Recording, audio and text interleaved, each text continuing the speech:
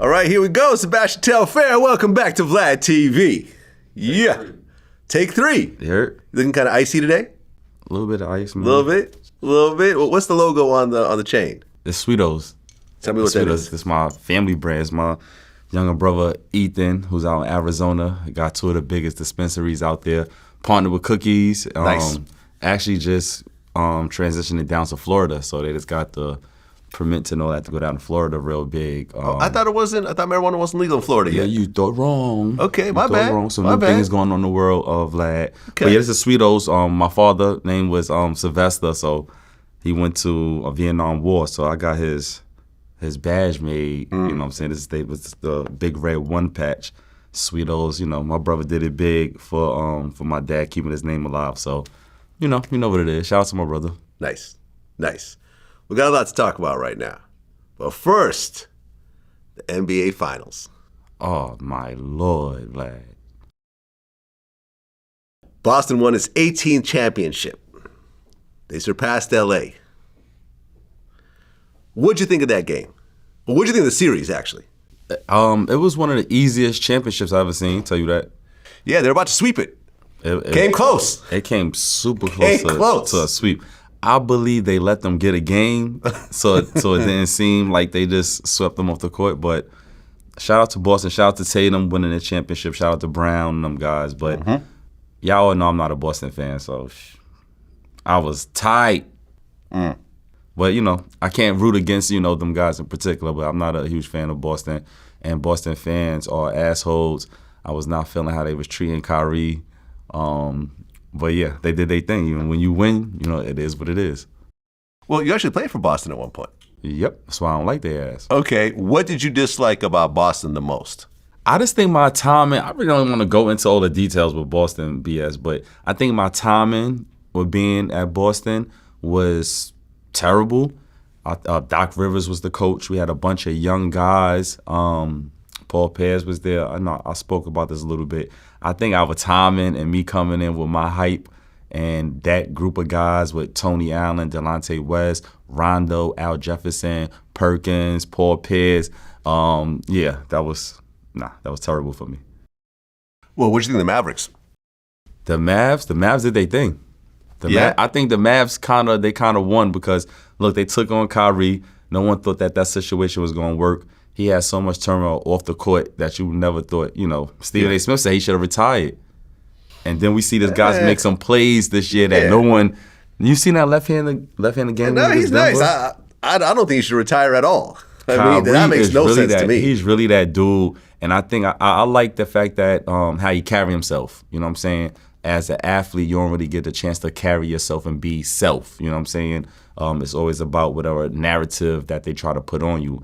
And Kyrie, he's a black king, like a real king. I love Kyrie. Yeah, no, he's dope, man. What's your take on Luka, though? Luka is nice. He's nice. He's one of the best European players ever. Super talented.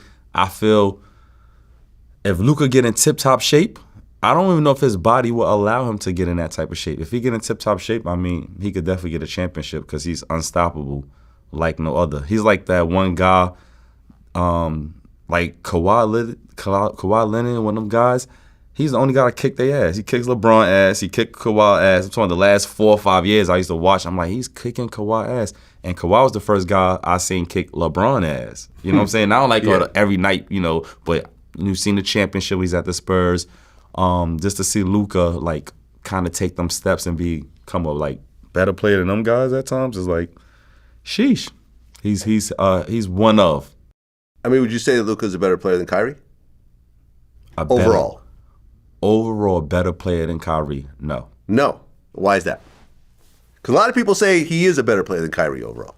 Well, you've seen Kyrie win a championship, right? Yes. I believe he could. With LeBron. Yeah. I believe both at point guard. Luka's a point guard. Kyrie's a point guard. I think Kyrie's still a natural born point guard, and Luka is playing that position. So I think the skill level for Kyrie is still off the charts. No matter who you compare him to. Well, what do you think about Luka always whining to the refs? Luka don't shoot free throws good. No, he doesn't. How can he? He's also a liability on defense. Man, defense in the NBA, I mean, we could talk about that when you want. You know what I'm saying? They want the score to be high. Yeah. But he don't shoot. If Luka and LeBron shot free throws good, like imagine LeBron shot free throws like 85%. Yeah, I mean, he would have passed that record 5 years ago. I feel like you'll see that as he starts to get older the next couple of years. Luka? LeBron. Like as LeBron's not going to be able to compete physically the way he was, you know, in the past like 5-10 years, he'll have to start shooting free throws better if he wants to still play. I don't think it's going to be a decline in LeBron the way you guys are waiting for. I see Luka declining before LeBron. You think? You watch the fourth quarters.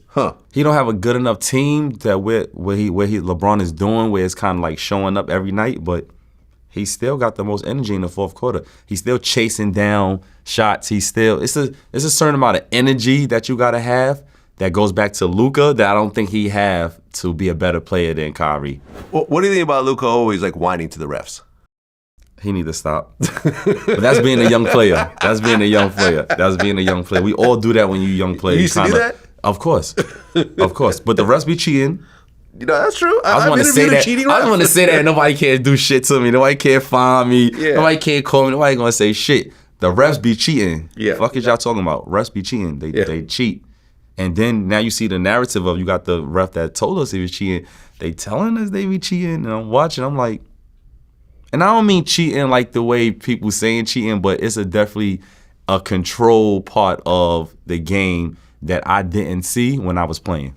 Yeah, Tim Donaghy. I interviewed him.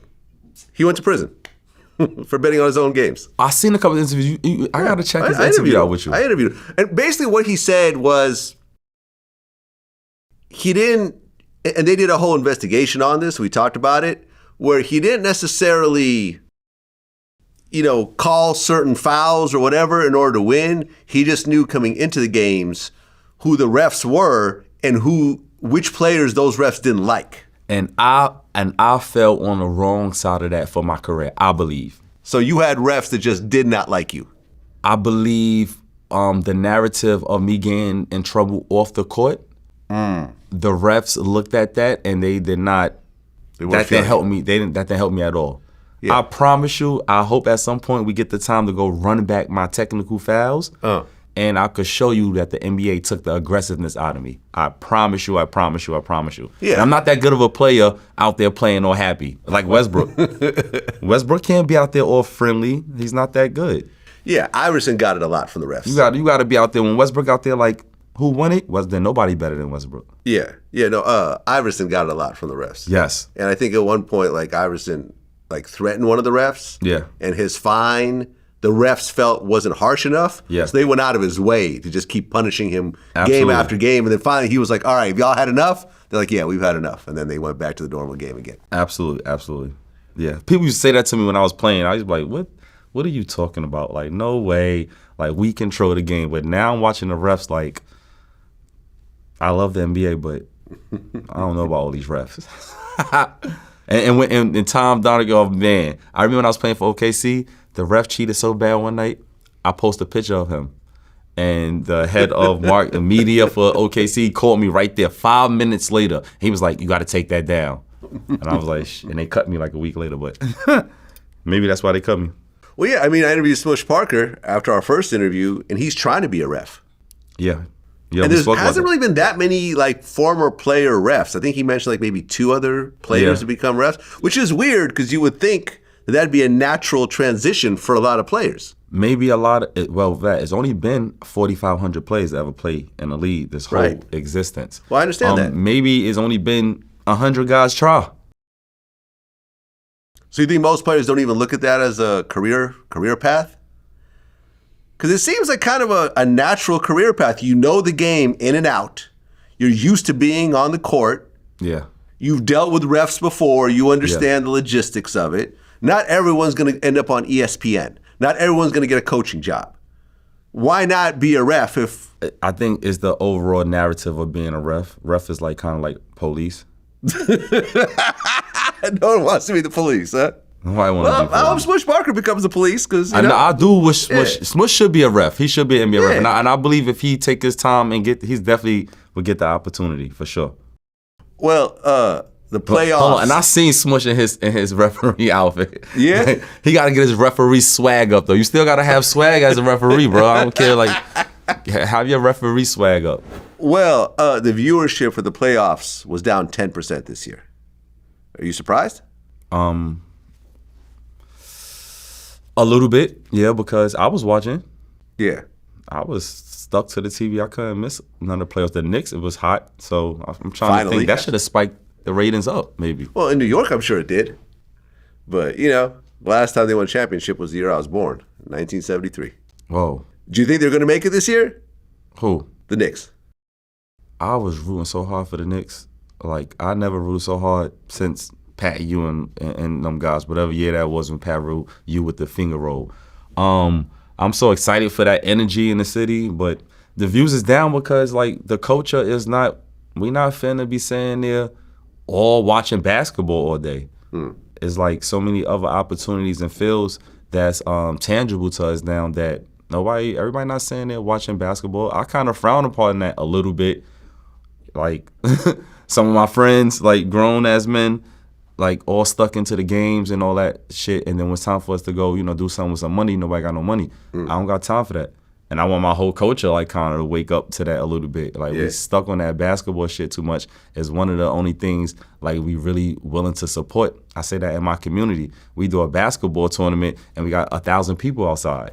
But if we got the girls on the other side doing some modeling, we only got 100 people. Or if we say, we got these artists, we're going to put them up there, and they're going to record their song. They're going to do their song, perform their song. We only get 100 people. Yeah. So it's like basketball. We, like, stuck. Yeah. And if you get an artist that come from your projects or your community, especially I feel like today, I feel like it does a lot more than a basketball player.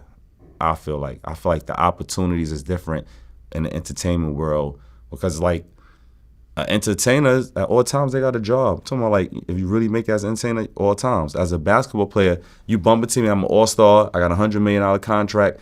What job I got for you? I got a ball boy to rebound for me. I got everything already. There's no jobs unless you go create a job for somebody. Yeah. As an entertainer at all times, if we doing movies or we doing videos and all that, man, you hold a light. There's so much stuff to do. Cameraman. Yeah, so I want my culture to kind of wake up a little bit, open our mind to the other fields, and just go for the parents because it's the parents that's bringing all the kids to play basketball. Yeah. You know what I'm saying? But you got to bring them to the other fields to open up. Because, people living good and it ain't all for basketball out here. Well, a lot of people say that the decline in the playoffs was because the usual stars that are usually in the playoffs weren't around this year. You know what I mean? LeBron wasn't around. Did you see that video? Steph wasn't around. Did you see that video that they made on Instagram showing those guys, like, being taken out the playoffs? Yeah. I was sad. Yeah. I was like, damn. See, I'm talking shit about my coach and need to wake up, but I'm a part of that. I love basketball the same way. When I seen Steph Curry up at the podium after, and I was like, I don't know, my heart, I felt it for them. I don't want to see LeBron retire. I was mad KD ain't got a team where they're going to compete, but it's time for some new guys also. Let them shine. Well, the Clippers, coming into the season, they're one of the most stacked teams. Kawhi, Paul George, James Harden, Russell Westbrook, lost in the first round of the playoffs. I went to one of the games and they got blasted by Sacramento. I've never seen so many missed free throws by James Harden in my life. It was like he couldn't make nothing. Too much Kawhi. They use Kawhi. That rule, that 68-game rule to get your salary, that's going to have a huge effect on the NBA, especially with injuries at the end of the season.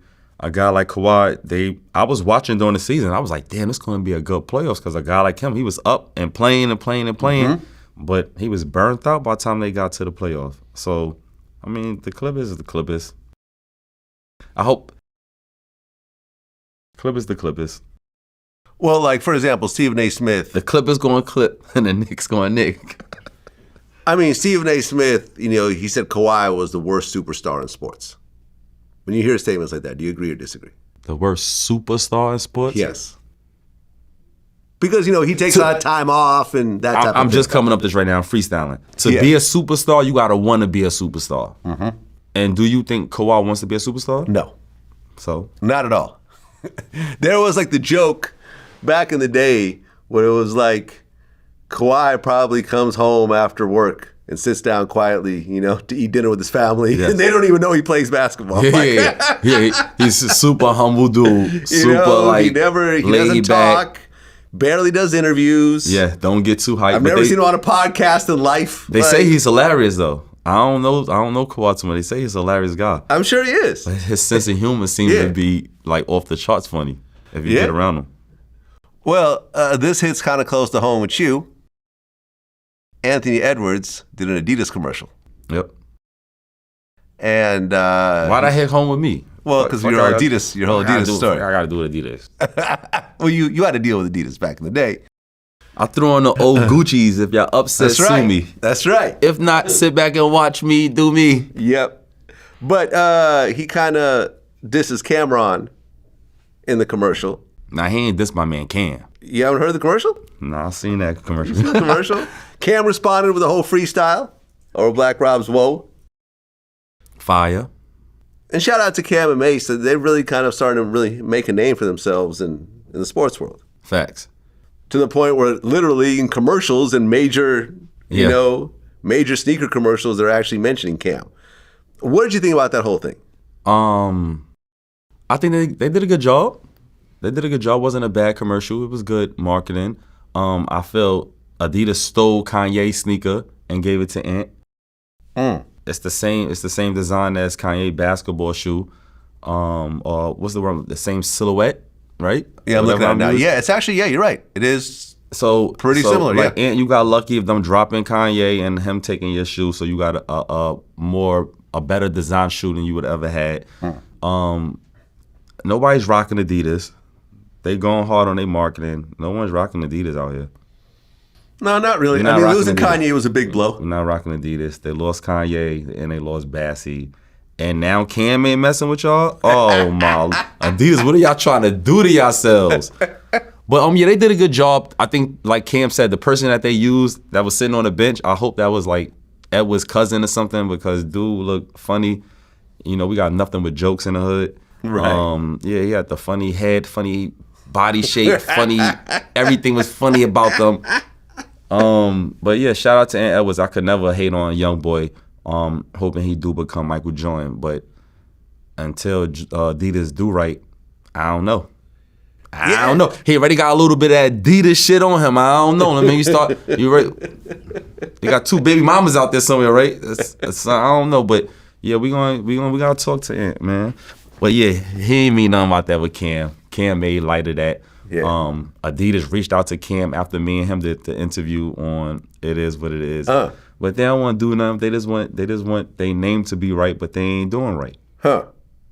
Yeah, people are looking at Anthony Edwards as like the next big superstar in the NBA. Adidas better do right, or he better take. Would you agree? Do you think that he could be that guy in the next couple of years? Not with them Adidas on. I'm telling you, forget me even talking shit. Like, we could just let it roll, and then we were ready. Like, once we started pulling back, I'm like, oh, you already got a couple of Adidas sprinkler shit going on. Like, but we'll see. I'm wishing the best for him. Like, I don't want to, for a second, sound like I don't want the best for Ant. Yeah. Stop that. But, you better go sign with Puma or somebody. Have you seen the Harden Adidas? Harden Adidas? The Harden Adidas are actually fire. Nobody rocking those either. I've never seen. We probably would have been rocking those right now if Adidas was doing right. I would have threw those on the green ones. I don't think anybody would be rocking those, man. Those are just weird looking shoes. I had the whole Brooklyn. They're gonna be in the comments, Vlad. I had the whole Brooklyn, whole Coney Island wearing Adidas. Right, but they weren't wearing those. Not those. Those are crazy what looking. Are those? One of those. That's what I'm saying. And everybody with Adidas, they heavily wear Louis Vuitton. I ain't even make no money. I spent $500,000 at Louis Vuitton. I'm looking like, wow, I was spending. Oh, I said I was signed to Adidas. All they shit is no frill. That's why when you see James Harden, he look like a fucking mannequin.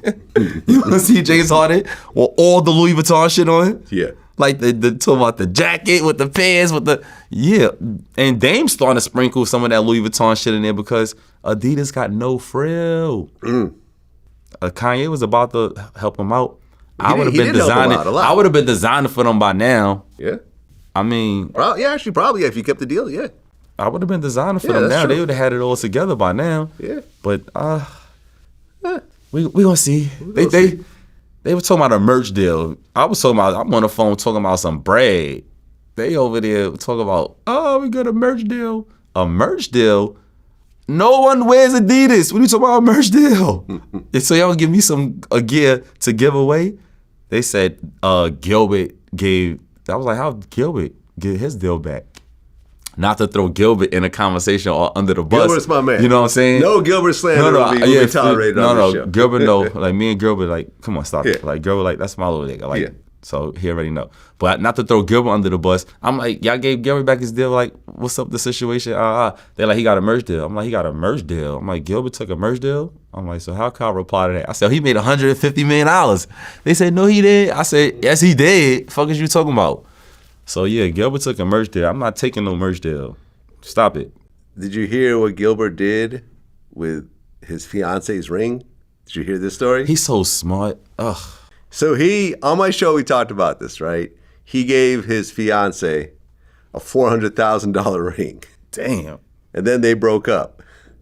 And he was like, damn, I need to get that ring back. So he pretended to get back together with her, played house for a couple months, got the ring, swapped it with like a lab-grown diamond ring that cost like maybe $10,000, and then bounced. And by the time she figured out the ring was fake, it was too late. And he didn't do anything illegal because they were all, living together. It was community property. She tried to sue him or something, didn't work. He got lucky because they would have said he robbed her. Because they said, I robbed my wife. I took shit out of my house. And they said, in my court files, it said I robbed my wife. I'm damn. Like, so he was playing chess and not checkers. Yes. Yeah, that's very funny, and I'm glad he got to do that because like these chicks is trying to like, come on, you can't be walking away.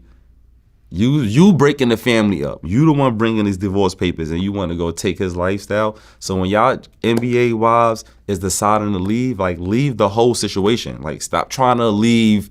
You know what I'm saying? With the bag. Yeah, stop trying to leave with the bag, which is him. Stop trying to leave with the house and the car and all that. So when y'all get it through your mind, like I'm leaving, like have a plan. We don't care. Go get your next boyfriend already. Go get your plan B. Go get whatever you want, but have a plan. Get off of our shit.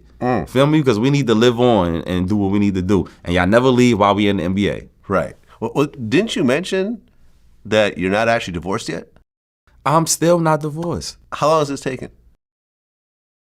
Until they give her that money, and I keep telling her, I said, listen, this is America. I don't know what you think. They're not finna just hand you that money. Even if I die right now, like, she thinking at some point, like, she thought if they put me in jail, they was gonna hand her the money.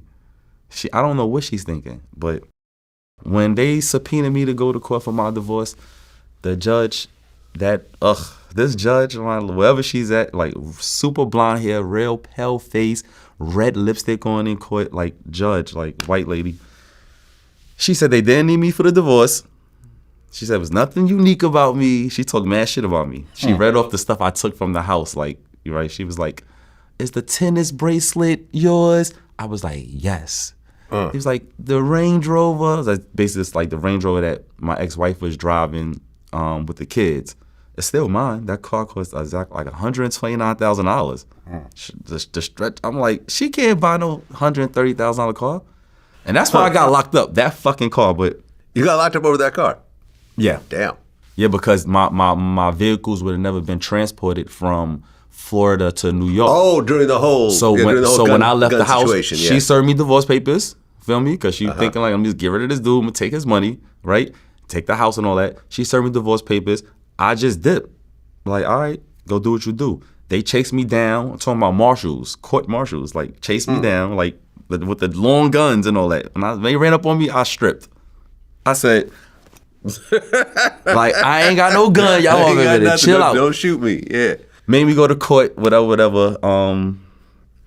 Yeah, but if she didn't find them cars where I parked them at in Florida before I left, I would have never transported the cars to New York. So how much do you owe? Who? You. Owe who? To your ex-wife. Well, to your actual current wife, I guess. I don't owe her shit. Okay, how much do they say that you owe? They don't say I owe her shit. So she just been. So what happened was when I got out of that courtroom, right? They told me don't touch no money or none of that type of shit. But I ain't have no liquid cash at the time. So I called CSI Capital, and I told them to record me to protect them. You feel me? And I threatened them, and they sent me money. And that's how I got my accounts locked. And my account's been locked since 2017. Damn. 7 years your accounts have been locked. Yeah, and the day before I get locked up is they locked the accounts, and I didn't know. So then when I go get the money for the lawyers, I'm looking at the accounts like, holy shit. And it was only one account that wasn't locked at the time, and it was a bill pay account. And then they end up locking that shit like the next year. Yeah, Larsa Pippen, she got a piece of Scotty's pension in the divorce. I'm trying to get some money from the NBA the last couple of years, and they send me all this paperwork for her. And I'm trying to get her to give me a divorce, so I'll take half the money at this point. Like, she knows she can take half the money. She could have been took half the money. And I don't know what she's sticking around for. Since our last interview, Big Baby, he got sentenced to 3 years. Now, weren't you somehow involved in the overall case? Not exactly what he did. I don't want to put that out there, but overall. No, we all did the same shit. Everybody you were did the dragged same shit. into it. We not dragged into it. Like, not okay, well, explain it then. I don't want to put words in your mouth. Oh. And before I ask this question, is everything settled right now? Because I don't want you to say something that I still can't leave New York, so everything is not settled. Okay, over this? Yeah. Oh, okay. I still can't even leave New York. So I've been stuck in New York since for years, but whatever. When he got the 3 years, were you surprised? Yeah. That shit changed my life. Right, because I remember when I interviewed him and I brought this up, he took it very lightheartedly. He started singing Young Thug, take that shit to motherfucking trial. Because he but then it went to trial and he was found guilty. He thought that shit was a game because he never really been through that situation, and he don't understand. He just think it's about the case. He don't understand when they got your black ass in there, it's bigger than the case. And you gotta get lucky. You gotta get super lucky. That was my first time in there where I thought like they was gonna lock me up. I thought I was gonna get locked up for sure. Over that. Okay. So your case is still ongoing? It's done. I got time served. I got what's this shit called? Supervision. Okay. Judge gonna be doing community service. Knowing me, I'll be on the community service. No, look. So it's community service. I've done community service before when I got arrested. Like I know what it's like. I thought the judge was gonna lock me up. Tell you the truth, it's a female judge. Shout out to her. She actually looked at the interviews and all that stuff. Like, I really think us doing the interviews and everything I've been doing over the last couple of months really helped me. It helped you? Yep. Okay, thank you. She said it in a sentence, and when she was thank giving you. me, People always accuse me of like getting people locked up and all that type of nonsense. Vlad, no, you helped me. You helped me because people. she seen me doing my thing. She got to hear what my plans is. She got to see that I got more to offer. You know what I'm saying? Into the world. Tell you the truth. Nice. And she said that to me when she was telling me like, "Yo, you want to go do your podcast? Go do your podcast. Go do your stuff." Okay. That was the only time I was sitting there like. And when we walked out, my lawyer said, "You talked yourself out of 22 months." Oh, okay. I get people free from jail, not locked up. But I had to explain and show that the money that came out of my account was handed to the lawyers. Okay. So $420,000 came out of my account. I showed them $540,000 for the lawyers. Damn. And the lawyer's not going in there without the money. Right? For a case that was thrown away because they lied on me and it was wrong. So how can you lock me up for this? Right? So now to peel back another layer with this case, and I really don't want to talk shit because like I said, I feel like they really spared me because I had all that other shit going on. You know, it kind of compound my problems. I thought they was going to lock me up. But I explained to that judge, like, if y'all think, well, I'm just speaking for me. If dumb NBA accounts would say FBI on them, I don't give a fuck what situation I was in. I would have went and got a regular attorney, a public offender, whatever it's called, before I involved, because the NBA called us right when that money came out of our accounts. So, and let the world know, they call it healthcare fraud, but this money came out of my account. I can only get my money out of my account. Well, whatever they did to get the money out of accounts, they can only get the playout money. So meaning Bassey can't go get Iverson money. You understand? Mm-hmm. I explained to the judge, if that shit would have said FBI, I would have just got a public defender and let them lie on me, and they would put me in jail for 7 years for licensed firearms. So, her understanding that, yeah, you understand what I'm saying? This is NBA accounts. They called us soon that money came out of accounts, and they said, "Oh, you guys need to put the money back." And like I said, that money's ours. That's money's ours, though. That's for paid services. The only way to get the money in the accounts is for paid services. Yeah. Every year that you play, a certain amount of money goes into them accounts. Mm-hmm. What the fuck the FBI got to do with that? So after all the money in our NBA accounts is the FBI's money? Shout out to the FBI. Pimping these niggas. Oh, yeah, pimping us. I ain't getting no NBA money since, and shout out to the NBA, because I call the NBA, they will help me. I call the NBA like, yo, I've got no money. They send me a check. Right? So I can't talk too much shit. But, yeah, man, that money, the baby sitting in jail for touching money out of his account. Oh, yeah, he's not locked up yet.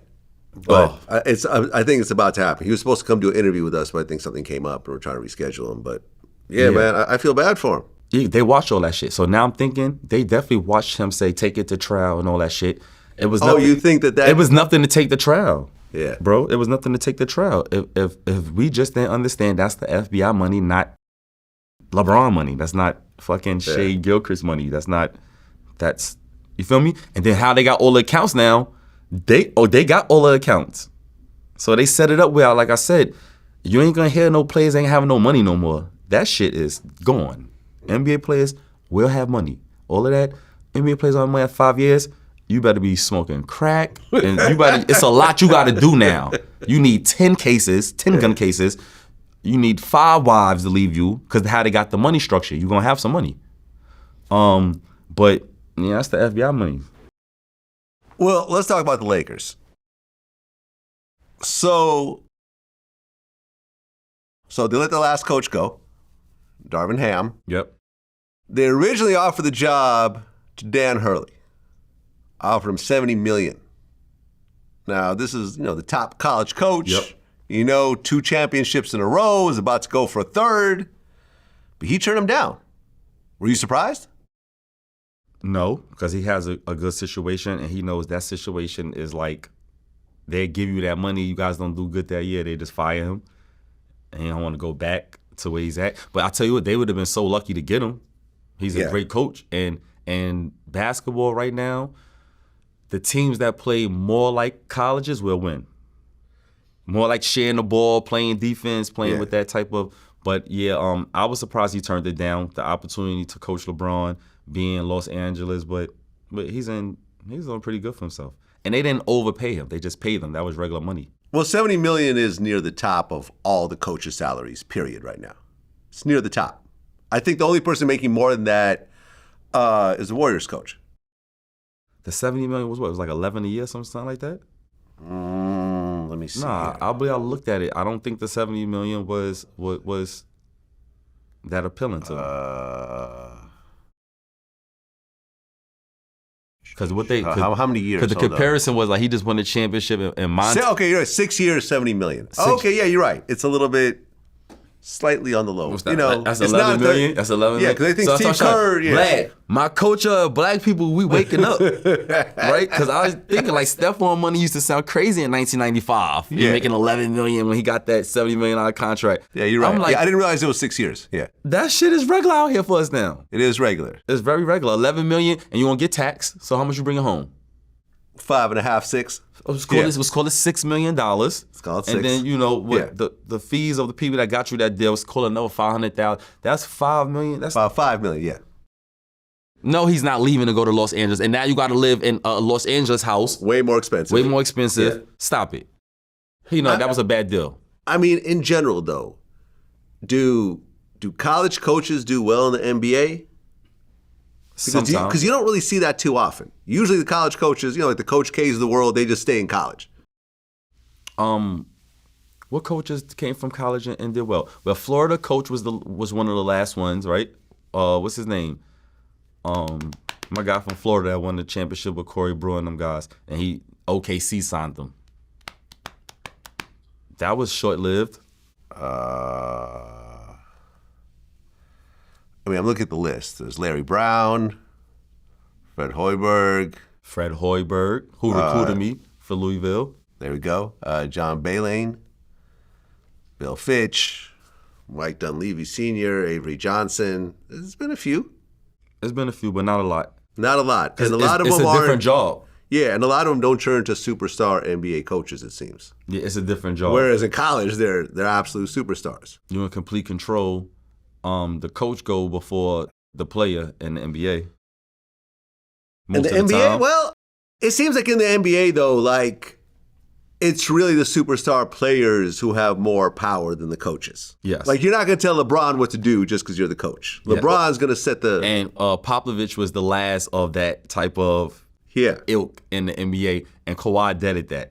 Yeah. Because Popovich was trying to use his power to shit on Kawhi, and that shit backfired, and Popovich been quiet ever since. He tried to send Kawhi to Toronto, and they tried to make him, they tried to mess his career up. Because you're in college, you got all the control. I mean, of course, you have Phil Jackson. But Phil Jackson's an NBA guy. Dunleavy is an NBA guy. No one's looking at them like it's Pat college Riley, is going there. Yeah, these are NBA guys. But then they closed the deal on JJ Redick. Yep. $32 million over 4 years. 32 over 4? What's that? Yeah. 24, 30. $8 million a year. $8 million a year. So, definitely cheaper. He has no experience in coaching. This is true. But he's a smart guy. And he's like close friends with LeBron. People are saying LeBron kind of got him the job. He's close friends with LeBron. They have a podcast together. He's perfect for LeBron. Like LeBron loves dudes like him. He loves that ilk of a person. You can tell him what to do. I'm not saying that. You're not? What are you saying? LeBron don't know what I mean by this, but he loves that ilk of a person. And I just mean like in general. Okay. So I think they should do really well together. Yeah. They're out there Xing and O's all day. I watched a little bit of their podcast. Did you see their podcast? Yeah, I watched some of it. They got a little backlash because, then he became a coach. But nah, you're supposed to do it like that. I like LeBron doing it like that. It was like, oh, y'all trying to control the narrative, so I'm not gonna do how I see it. You know what I'm saying? And most people wouldn't have did it now. They wouldn't have gave him the job because they got ahead of it saying, oh, he's gonna be the coach, or they only doing the podcast, so make him the coach. And LeBron like, yeah, and still did it. Yeah. Well, I mean, Stephen A. Smith said a lot of black coaches have an issue with the podcast. A lot of black coaches? Black coaches. Because, they're going through tape and they're kind of picking things apart and everything else like that. I don't know. A lot of black coaches? I don't understand what you mean. That's what Stephen A. Smith said. Let me see if I can pull it up, the actual quote. Man, it's coaching. JJ Redick's a player. This is not a black and white that's not a black and white type of thing. Yeah, numerous black coaches called me expressing how they took issue with that podcast taking place. Stephen A. Smith said this. Some nepotism in it? I guess I'm using the word right. Hold on. Let me play it real quick. Hold on a second. We certainly are not. What I can tell you is this. Numerous coaches, black coaches, called me expressing how they took issue with that podcast taking place. And I think you know enough to know that that's true. Some of them felt very salty about that. We certainly are not blaming JJ Redick. You got your podcast. Maverick Carter approaches you about doing this idea. Who the hell would I jump at the opportunity? Wait, can I pause you on that? They were so... That's what Stephen A. Smith said. Who they want to give the coach to? The whole coach is screaming for Mark Jackson to get a job in the NBA. The way the NBA works is like it's a secret society, and something obviously happened where they're not going to give him another job. You know what I'm saying? And he's okay with it because he's still in the NBA working with the NBA. Everyone's screaming to give the job to Monty Williams. He just got heavily paid from the Phoenix Suns. He just got heavily paid from Detroit. Yes. Detroit was the worst team last year. Yes, they were. Yes, they were. Yeah, well, give the job to me. Fuck, they talking about? Well, yeah, because Monty got fired from Detroit with $65 million left on his contract. Yeah, Monty should be one of the assistants for the Lakers. You think Monty take an assistant job? I doubt. Yeah, why not? Really? Yeah, Monty. After going from being a head coach to taking Phoenix Monty to the finals and everything? A super humble dude. Oh, okay. Super humble dude. And he's also former player. True. So he's got to be in the building. And I don't think that opportunity at the Lakers is good for him. I believe he should wait for LeBron to retire and then he should go. He'd be coaching young Bronny. Well, let's talk about Bronny for a second. Do you think, and we talked about this last time, do you think he's going to make it in the NBA this year? Like get drafted? Yes. Absolutely. Okay. Absolutely. If you take Bronny and you change his last name to Smith, do you think that the NBA would care about Bronny? Meaning, if he wasn't LeBron's son, and he went to them same workouts, he and played did the same thing that he did, he's coming off the bench on USC. He would still get an opportunity to play in the NBA. Yes. You think so? Yeah. Because when you were coming out of high school, you were nowhere near the Bronny level. You were way beyond that. You were a phenom. Bronny, and this is what people are arguing about. Like, if he wasn't LeBron's son, would he be seriously considered? Because they're saying that he might not make the draft. I like that concept. The same thing with the JJ Redick thing. Like, he handpicking his coach. I like that because I like that. I love that. Like, the new me, I love that. Because if you don't do that, then they'll do whatever they want to do. So I like somebody out there doing whatever they want to do. Yeah, that's my son, and he here just because he's my son. Somebody say something. Right. I mean, they're saying that. Right. That's it. That's the point. That's it. I like that. That's good. Right. Because they're saying that, like, for example, if he doesn't get drafted and he becomes a free agent, Lakers might pick him up, for the G League or something, and kind of. He's gonna get drafted, bro. On some level. It's not that much talent in the NBA draft this year for Bronny not to get drafted. This kid is a good player, Vlad. I don't know if you've seen him play. You probably reading. I've seen him play a little bit, but here's what people are saying. People are saying when you compare the stats that Marcus Jordan had better college stats than Bronny. And he never got into the NBA. Did Marcus Jordan have better high school stats than Bronny? I don't think so. I doubt it. Right? Bronny went to US. I told people this years ago, LeBron wouldn't have been that great of, well, this is what I thought. I felt LeBron wouldn't have been that great of a college player. Really? Yeah, because when we was go playing small gyms, it was a little difficult for LeBron. LeBron, he plays better with space. You don't notice when LeBron get the ball, he goes all the way to half court before he goes, because he wants everybody to take their time. He wants everybody to space. You know what I'm saying? So playing in college, man, them dudes would have been running under LeBron trying to get a charge. LeBron, it would have been different, man. He'd have been passing, cutting, all that dumb shit. Stop it. Well, what about Kobe? Would you say the same thing about Kobe in college? They both would have been better NBA players than they would have been college players. For sure. See, KD and them don't need all that space. Kevin Durant, of course, they would have dominated, but still not how they do in the NBA. It's a different way how we playing. Right, but KD actually went to college. KD, he dominated, but he don't need the space LeBron need. Okay. Well, I had Nick Young on my show recently. Yeah, Nick Young is a character. He is a character. He called the Lakers trash this year. And he feels that LeBron should join Steph and KD, make a super team. Yeah, that would be fire. I want KD to go back with Steph Curry. Yeah. And whoever took KD out of that, whew. Well, they're saying him and Draymond didn't get along. So what? Yeah, get over it. That would have been we'd have just been doing the last dance 20 years from now, and it'd have been like, man, this guy right here. I got along with the rest of all other 15 guys, but his son over here that was averaging 30 was getting on my nerves. Yeah. Yeah, but LeBron definitely should join another team because I feel he did the work to put himself in position and his body in position to still have something to offer. So why not try to go get another chip? And I did not like Steph Curry like just going out the playoffs like that, not really being a part of the rhythm. Oh, yeah. I mean, because LeBron would probably have to join the Warriors. Steph is not going to leave the Warriors. LeBron going to the Warriors would be so Imagine weird. that. Imagine him in a Warriors jersey. That would be wild. That would be but it's not like it's beneath him doing that. He's been switching teams, his whole career. He's not going to do that. You don't think so? No. And the Lakers messed up when they didn't re-sign Rondo, Dwight Howard, and McGee. That team that they won the championship with, they let Rondo go to Atlanta for $5 million. They let Dwight Howard go for $2. I'm like, they should. He went to like China, right? They should have paid them guys, and they would have still been winning. Yeah. Dwight Howard has his own set of personal issues, though, that may have affected things a little bit. You know about that? My man, the whole gay lawsuit and everything else Dwight like Howard. that. But Dwight Howard's a superstar, so like he is a superstar. Like, if someone's gonna have all that going on, like go do your thing. He'd be perfectly fine. I think, because he's like a Hollywood type dude. Like he's fucking Disney. That's why he started in Orlando. Like I feel like go do your thing, bro. Well, no one cares no more, Vlad. Yeah. Exactly, man. No one cares. And then we watch people use that against people like in a threatening type of way. You know what I'm saying? Yeah. Like, bro, we don't give a fuck. Hey, man, just be gay. If you want to be gay, be gay. Don't you know? My man like that. So. I think he's gay.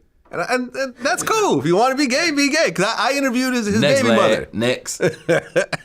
Well, Nick Young, I asked him about D-Lo. And, of course, him and D-Lo have a really bad history. And he said the Lakers brought the snitch back, and the snitch let him down. I think D-Lo was playing good this year. They put a lot of pressure on him. They gave the money to the kid Austin Reeves, right? Yeah. And then they ain't talk about him no more. Right? They gave the money to Austin Reeves, but the only thing they talked about was D-Lo. And I told y'all about that money shit in the NBA. Like, don't expect to give a guy less and then get more out of him. It don't work like that. I'm telling you, you can watch guys be making a little bit, and then they get that contract, and then they out there kicking ass. It don't go, he's going to be making less money, and he's going to give us more. No, it don't go like that. So D-Lo, the pressure was on him for no reason. But I felt he did play a little better this year. Like, I don't like him playing all slow all the time. I believe, was it the playoffs or at the end of the season? I was watching D-Lo come off of pick and rolls. It's this one play, I swear to God, I was like, oh shit, this kid can really be a whole different player than what he is. He came off a pick and roll with that burst of energy, you know what I'm saying? Went straight to the bucket and laid it up. He don't do that. He come off the pick and roll like looking, playing around, trying to get a three. Sometimes you come off strong, and you hit that pick and you all the way go. He don't do that enough. And I watched him this year do that shit. I was like, man, he do that every time. Stop playing slow with the ball. Stop coming off the pick and rolls, standing behind the screens and all that, playing around, and just go. Like Austin Reeves, he ain't out there playing around. He comes to pick and roll. He trying to get somewhere. Yeah, I mean, D-Lo's nice. I mean, there's no denying it. They put all the pressure on him this year, though. He had a lot of headlines this year. And I was like, they gave the money to the other guy. They don't even talk about Reeves no more. They think about that. They didn't even talk about Reeves that much this year. They just let him just do his thing. Well, just recently, Kendrick had his pop-out show. Sometimes you gotta pop out and show niggas. Whoa. Oh. It was an event. It was damn near a holiday in LA. I almost turned blood and Crip. Same time.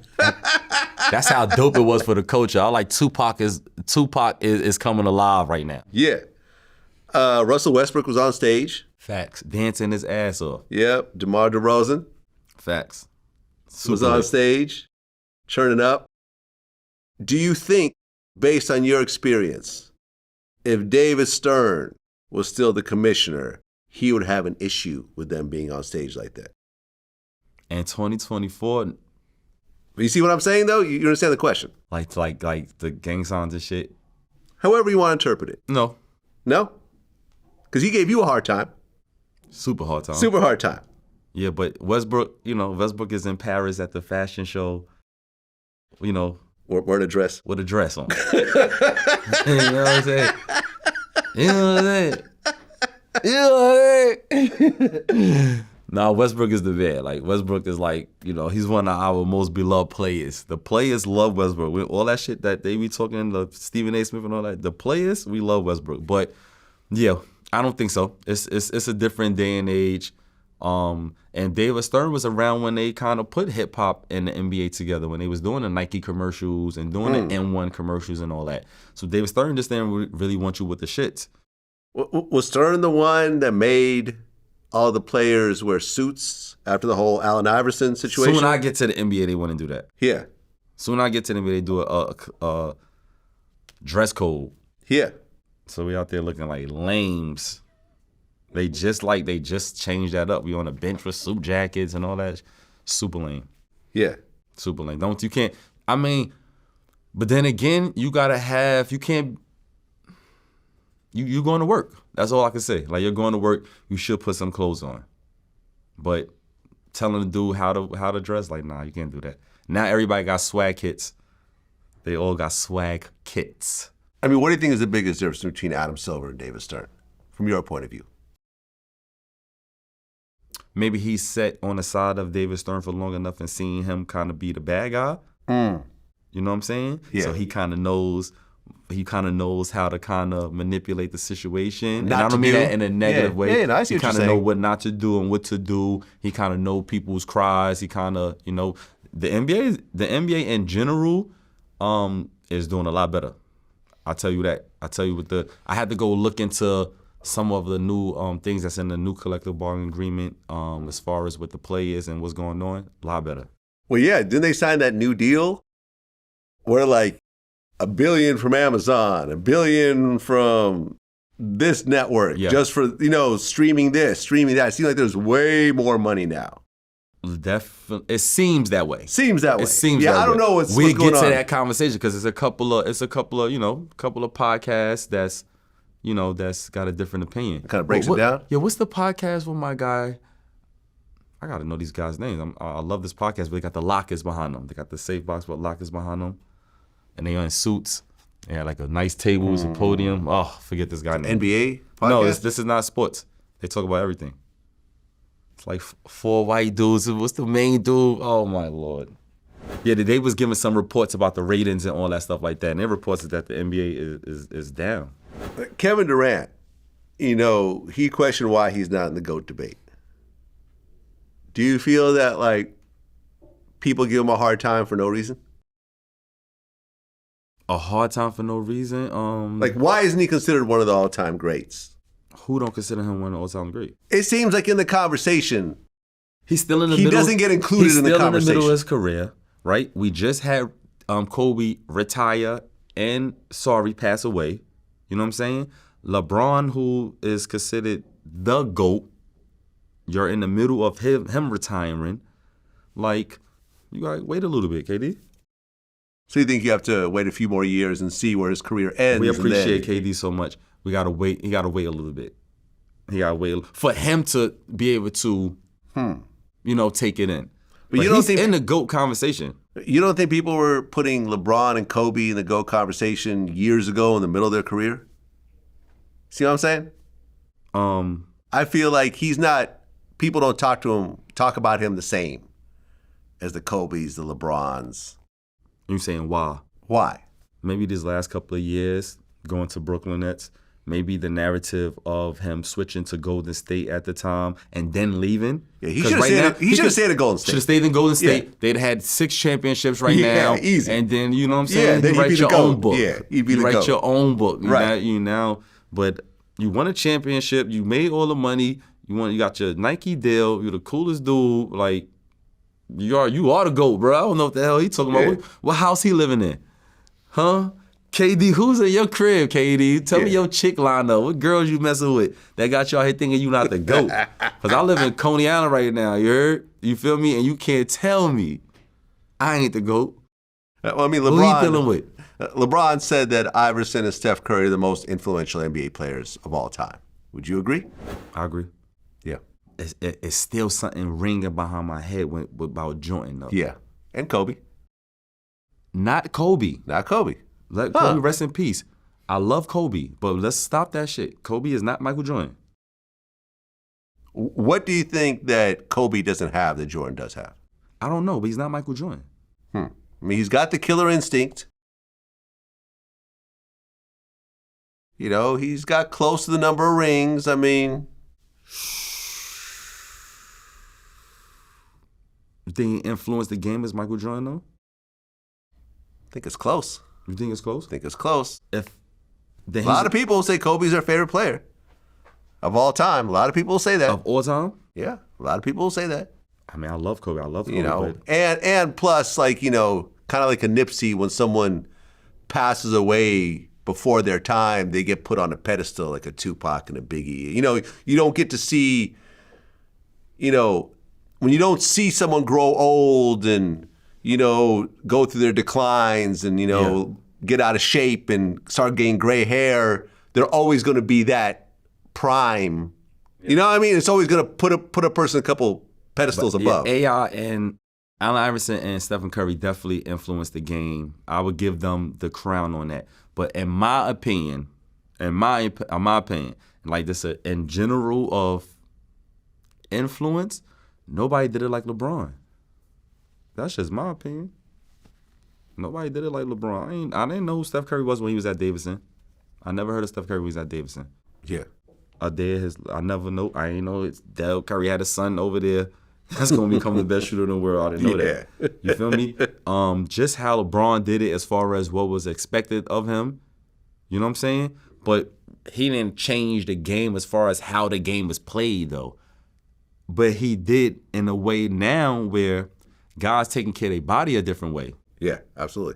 And they're investing more in their body. Guys investing in their body is different. Now you look crazy being in the NBA out of shape. It used to be a couple of guys in the NBA where it's like, this is a big guy. Like, you know, he used to be a fat guy in the NBA. Not anymore. No. Gilbert also said something interesting. He said, all the 90s NBA players are on steroids. They're all bald by 25. Did you see any of that when you were playing? Steroids? Yeah. No. No? No. Were they drug testing heavily when you were playing? When I first got into the NBA, it was one drug test, right? And then my second year, the collective bargaining agreement came in, and then it became 4. So then my whole career, I went through, it was 4 drug tests a year. Random? Random. Yeah. Which is stupid. And I said this already, like, NBA owed Michael Beasley some money. They ruined his career with that shit. But go ahead. Did you know anyone who failed drug tests? Absolutely. Like who? 95% of the NBA. Were failing drug tests.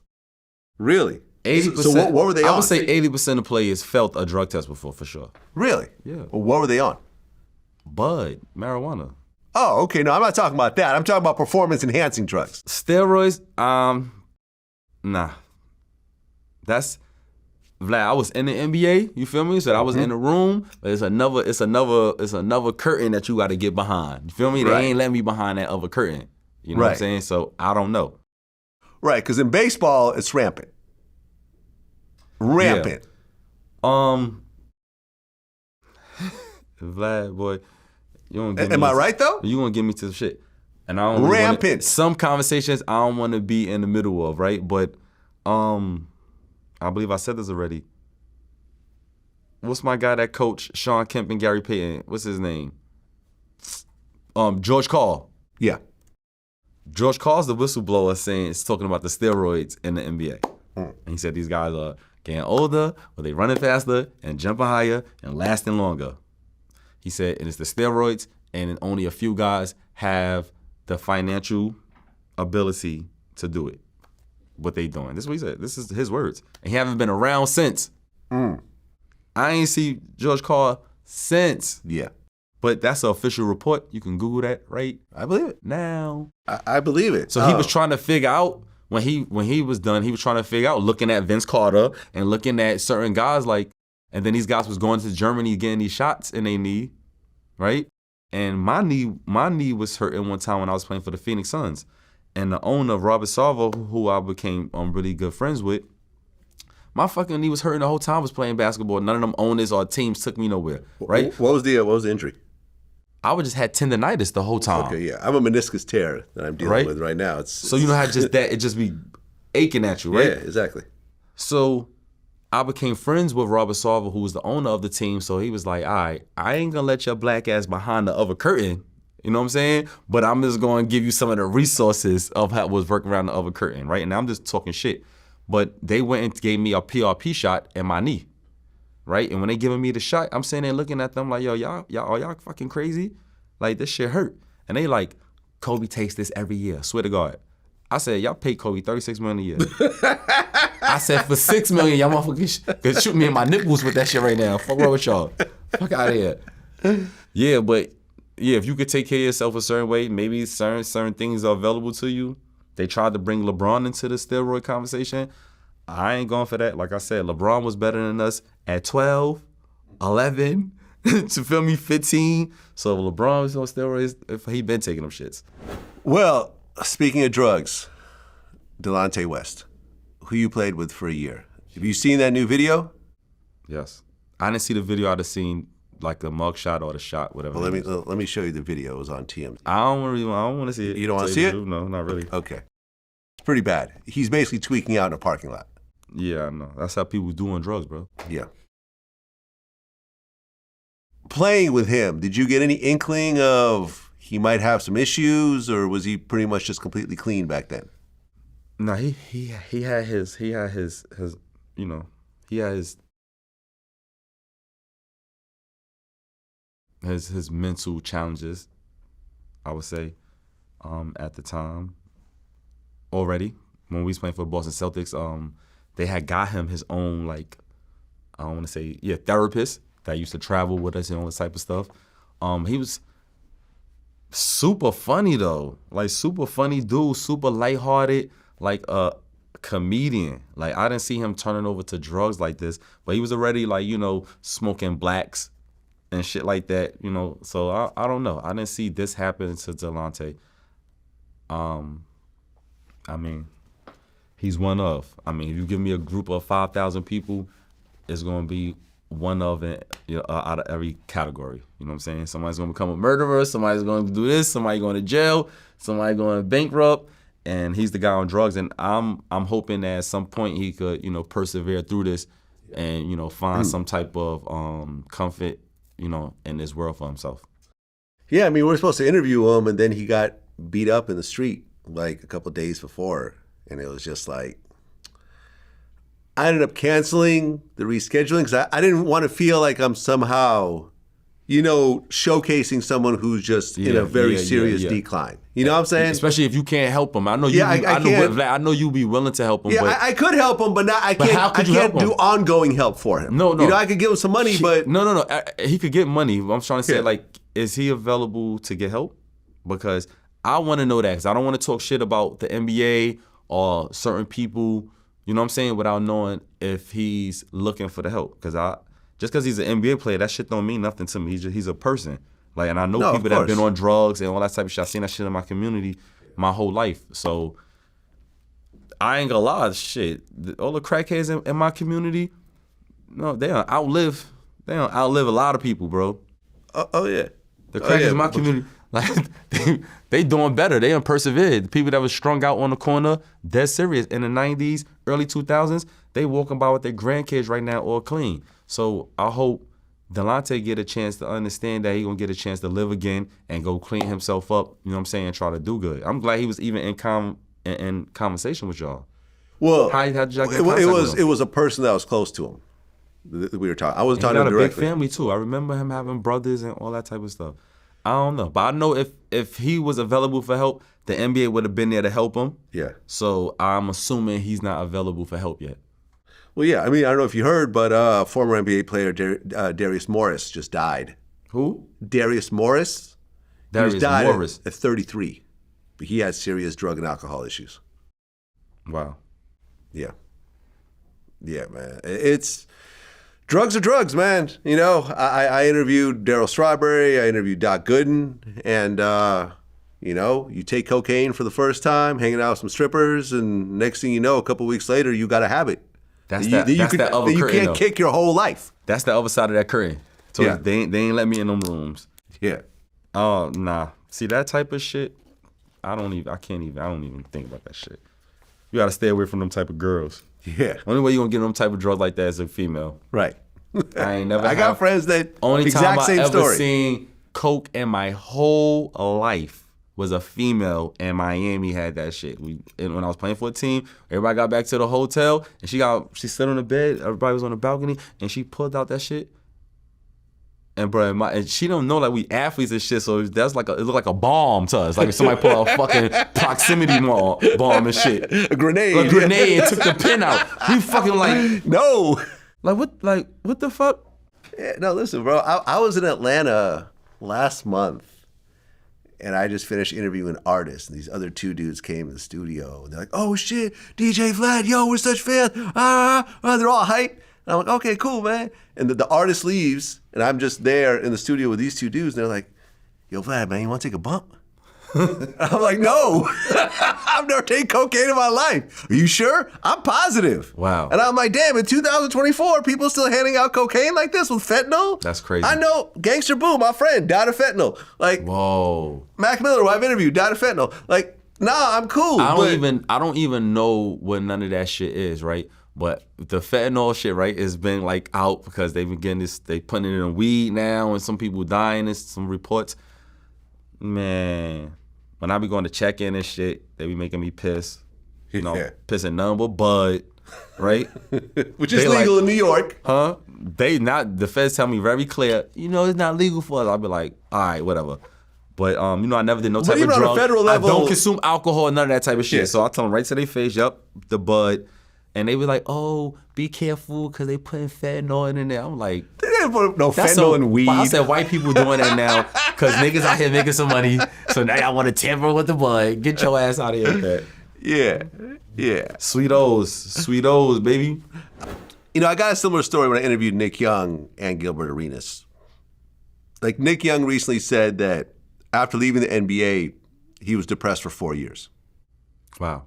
Gilbert told me something similar. He said that after, you know, he retired or whatever you want to call it, you know, when he left the NBA with, you know, with the $100 million contract, he said that he would, if he would go somewhere, he would purposely map out the longest possible route you could take just to kill time. Wow. Because he was just depressed.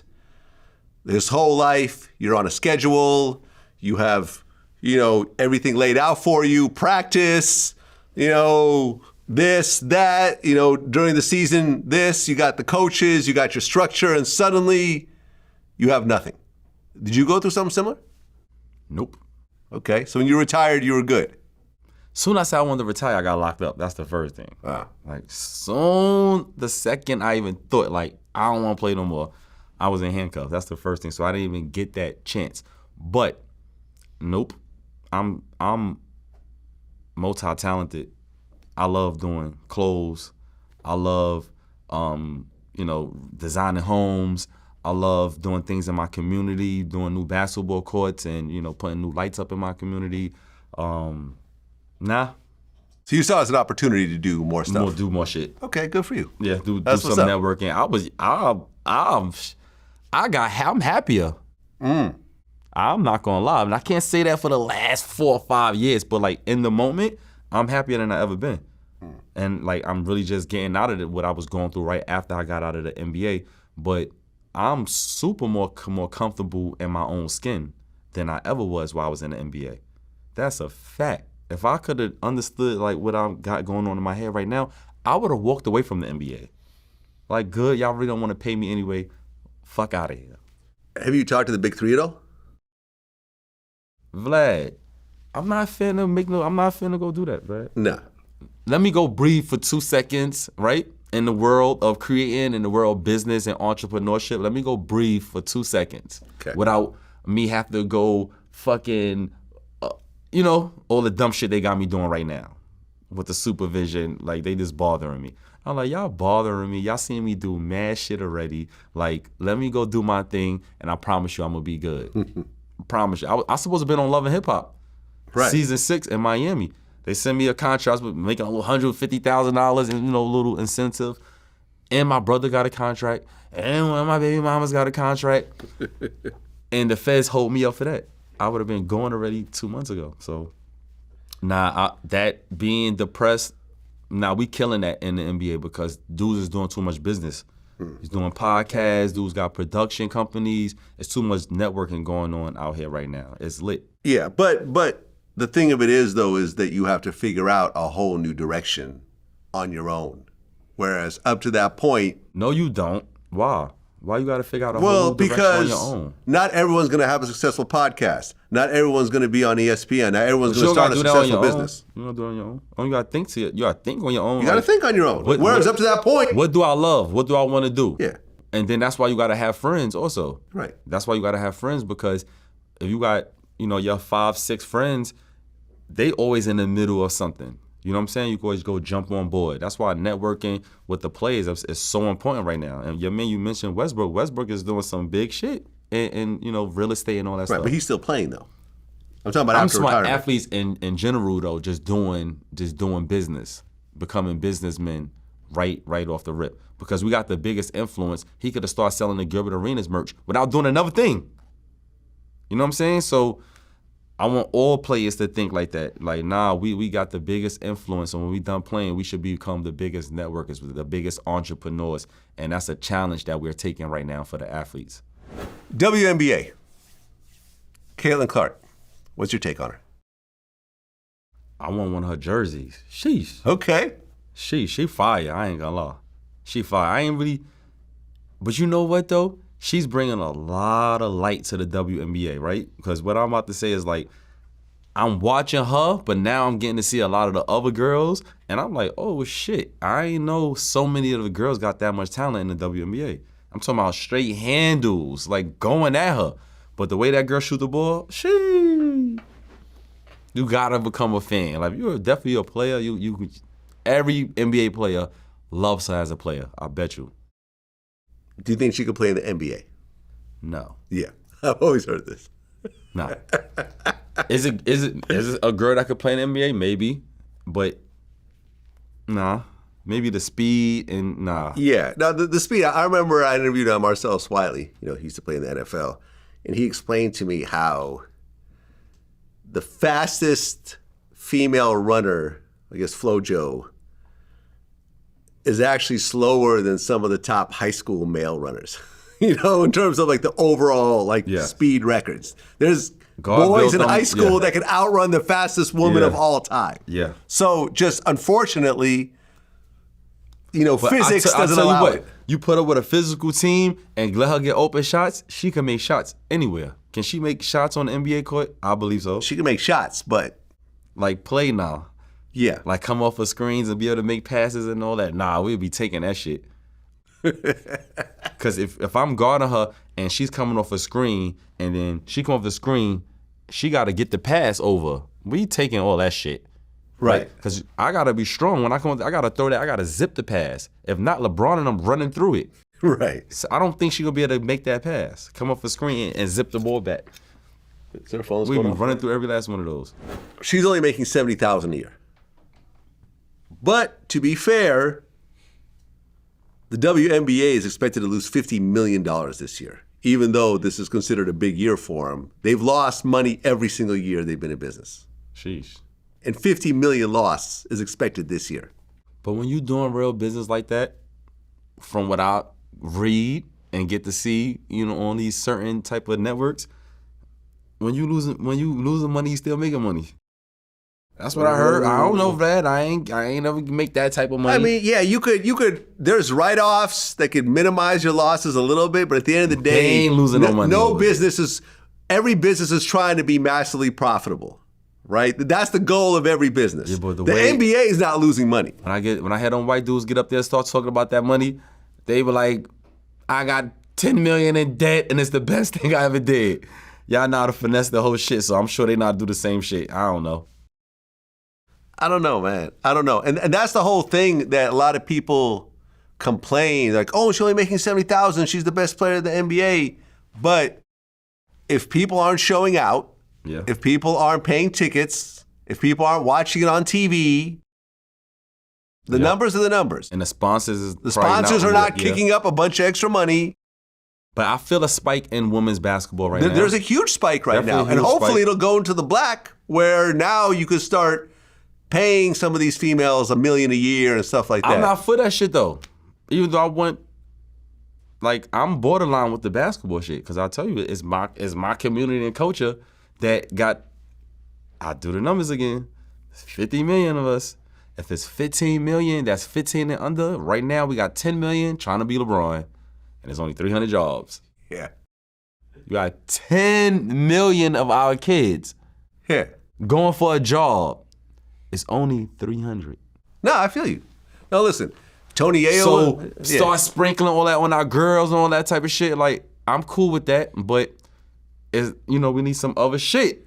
Now listen, Tony Ayo was here, on Friday, and he, one of the dudes from G Unit, he has this like foundation where he like exposes kids to different careers, and he brought like 10 kids with him to sit in and watch this interview just to show them, hey, y'all know about VladTV. Yeah. This is how it's done. Yeah. It's a whole lot easier to be Vlad than 50 Cent. Absolutely. Right? Absolutely. The skill level is nowhere near as hard to be a successful Vlad than to be a successful 50. But they don't have these curriculums inside the school. Right. They not. I mean, certain schools probably now, but they've been doing this digital work. They've been had computers. They've been had the microphone set up. Yeah, but you have to see it though. You know what I'm saying? You have to see it because you assume that there is something unknown that you're missing that's allowing these people. Nah, it's just hard work, consistency, you gotta relationships. See behind the curtain. You got to they got to actually sit behind the curtain and watch the whole thing come together. And it was dope, man. I loved it. We all took pictures together and everything else like that. I shook everyone's hand, and they got to see it like, yo, it's a lot easier for y'all to aspire to be me than to try to be a rapper. Not to say that some of y'all can't be superstar rappers. Yeah. It could happen.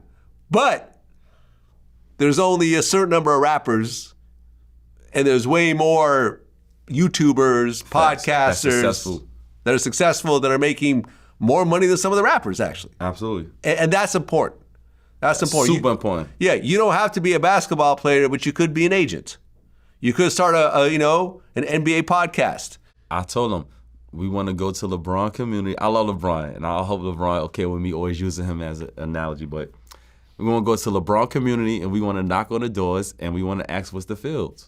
Like, this is the best basketball player ever, so we know why he in this community. Like, what y'all do? All right, y'all sell plastic? What y'all do? Are y'all into Wall Street? What y'all do? Them other fields we need to make tangible and make these guys like seem like superstars also, so the kid could be sitting there in 5th grade saying, I'm gonna own a magazine company. You know what I'm saying? I'm gonna buy the newspaper. I'm gonna start a radio station. Them opportunities never there. They're not putting that in school where you learning that type of stuff. Well, yeah, especially now since newspapers and radio stations are kind of going away. You don't need all that. You can start a YouTube channel. You can start a Spotify channel. It's a million things you can do now. Everything is not going to be about basketball and rap no more. But it could be about anything. We still heavily market that, Vlad.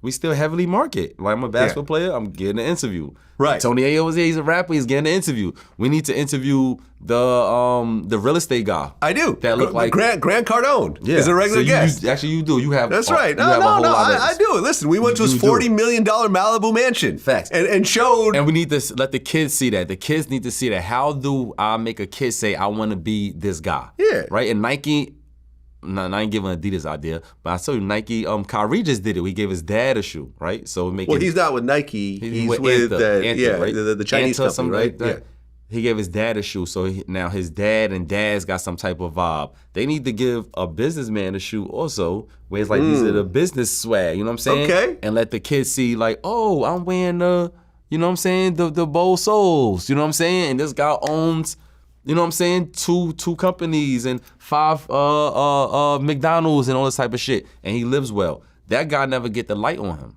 You know what I'm saying? For a kid to understand, like, oh, I can do that. Did you hear about what happened to Isaiah Thomas recently?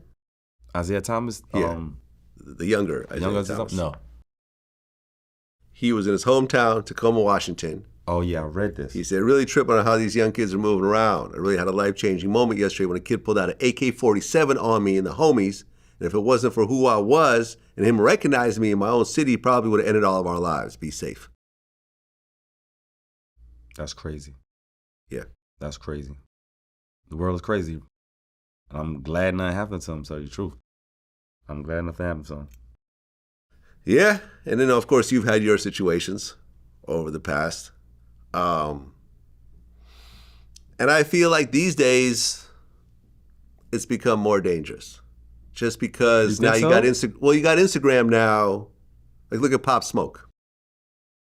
Wow. And they just let his killers at home. He just got home. You're right. You're absolutely right. Because I think he just turned 21 because he was underage when it happened. He just got home. Me and Pop Smoke were on the phone a week before he died trying to coordinate an interview. Wow. I was congratulating him because he had just done that project with Travis Scott. I'm like, yo, bro, you are blowing the fuck up. That was a big loss for New York. It was a huge loss for New York. Set us back a little bit. Absolutely. Absolutely. It set us back because I was talking shit, right? I was like, I was talking shit. I was like, man, they put a kid on from New York, and like, it's a certain look they give him. It's a certain amount of money they give him, right? And then the kid go to LA, and it's a certain look they give him, and it's a certain amount of money they give him. Why is it so much more, right? This was me. I'm in Los Angeles talking shit, and then Pop Smoke come, and then I see him doing his Amori thing, and I see him doing his thing. I said, oh shit. Yeah. I said, oh, we got one. Yeah, he put Dior on the map. I said, we got one. He's gonna get to that. You know what I'm saying? He was on his way. And look. And we got Fabio though. Shout out to Fabio. Fabio trying to hold it down. Shout out to Fabio. He's been on my show. Yeah, we need that Peter. Y'all need to get that Peter. My brother Peter should need to drop. Tell y'all he'll take that beating. You heard? Okay.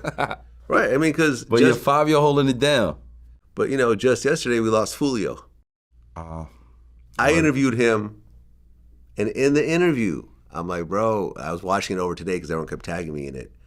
I'm like, all right, you and Young and Ace had the problems, whatever. I understand people died, but can y'all just get over it? You know what I mean? Can y'all just, bygones be bygones, let's go on with our lives. He didn't have kids yet. You know, he don't have kids. He died without kids. He was 26. And so he's in Tampa. You know, it's not Jacksonville, but it's close enough. It's drivable. It's a driving distance. Oh, having an Airbnb party, DM me for the address. We turning up. Who knows who passed the address to his ops? Could have been anybody. Could have been them watching someone else. Couldn't have even been intentional. Yeah. And now, shot to death. And me and him we have text messages, we have DMs, like we were talking, like I like the dude. Like side note to that, Vlad, like, cause I be feeling lame sometime because like in my intentions, I really don't want to go to the club. My birthday just passed, I really don't care about having a party. Like I really don't care about being where it's popping at. Yeah. Like you see like them rap scenes, everybody standing around. I'm not into that. Yeah. Like at all. Yeah. Like I hate that shit. Tell you the truth. Right? But it's life and people living and people having fun, you know what I'm saying? So sometimes I'll be feeling a little lame, you know what I'm saying? But then I see situations like that, you know what I'm saying? And I'm like, man, bro.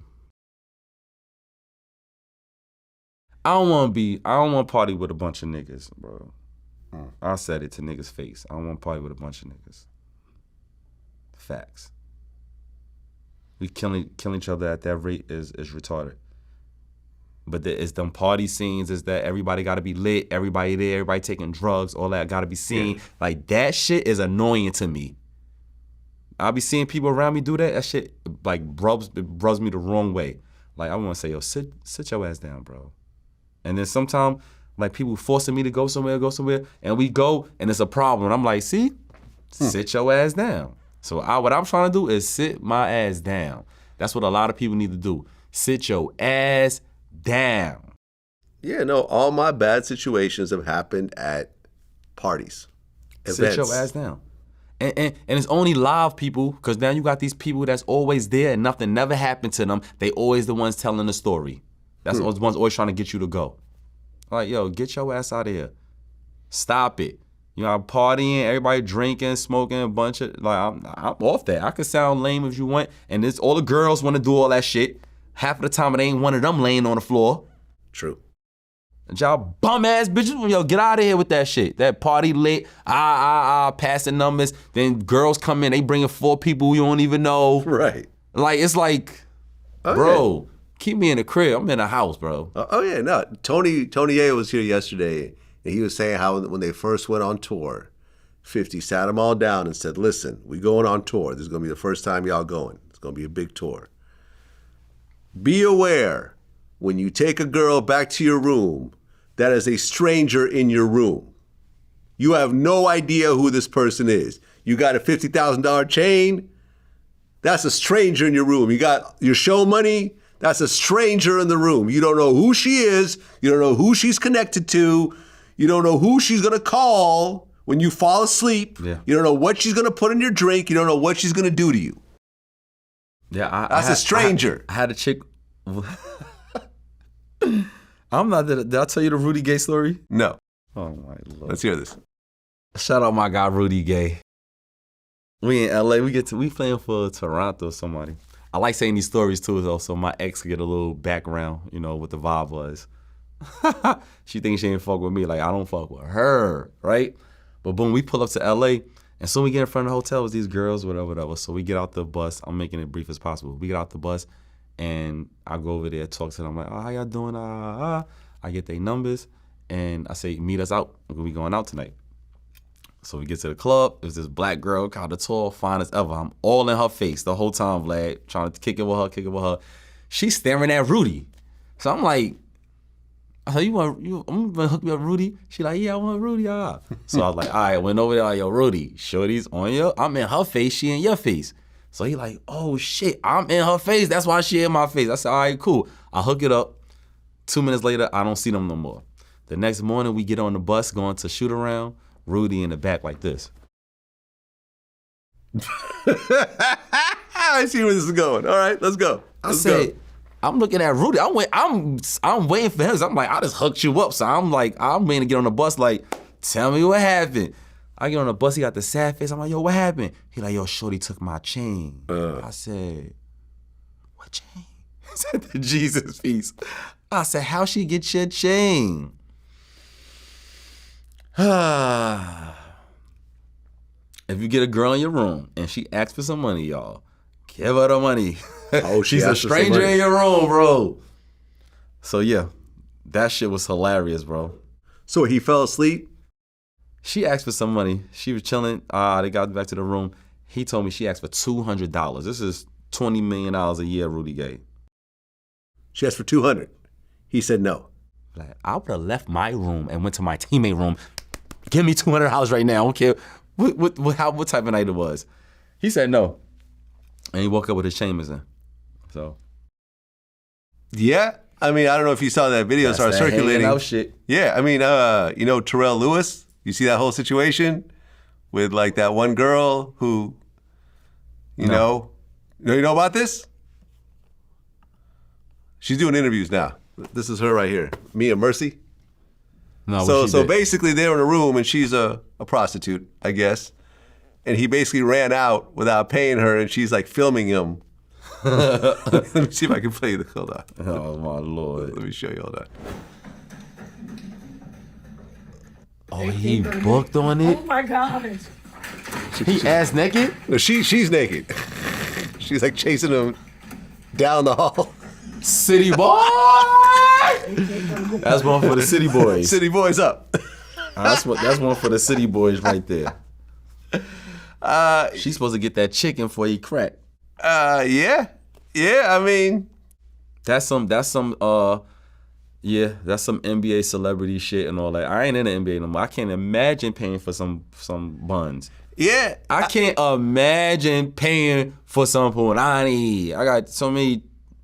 Listen, I could lose a day turning hoes away. I figured this out a long time ago dealing with women. Never let a woman leave upset.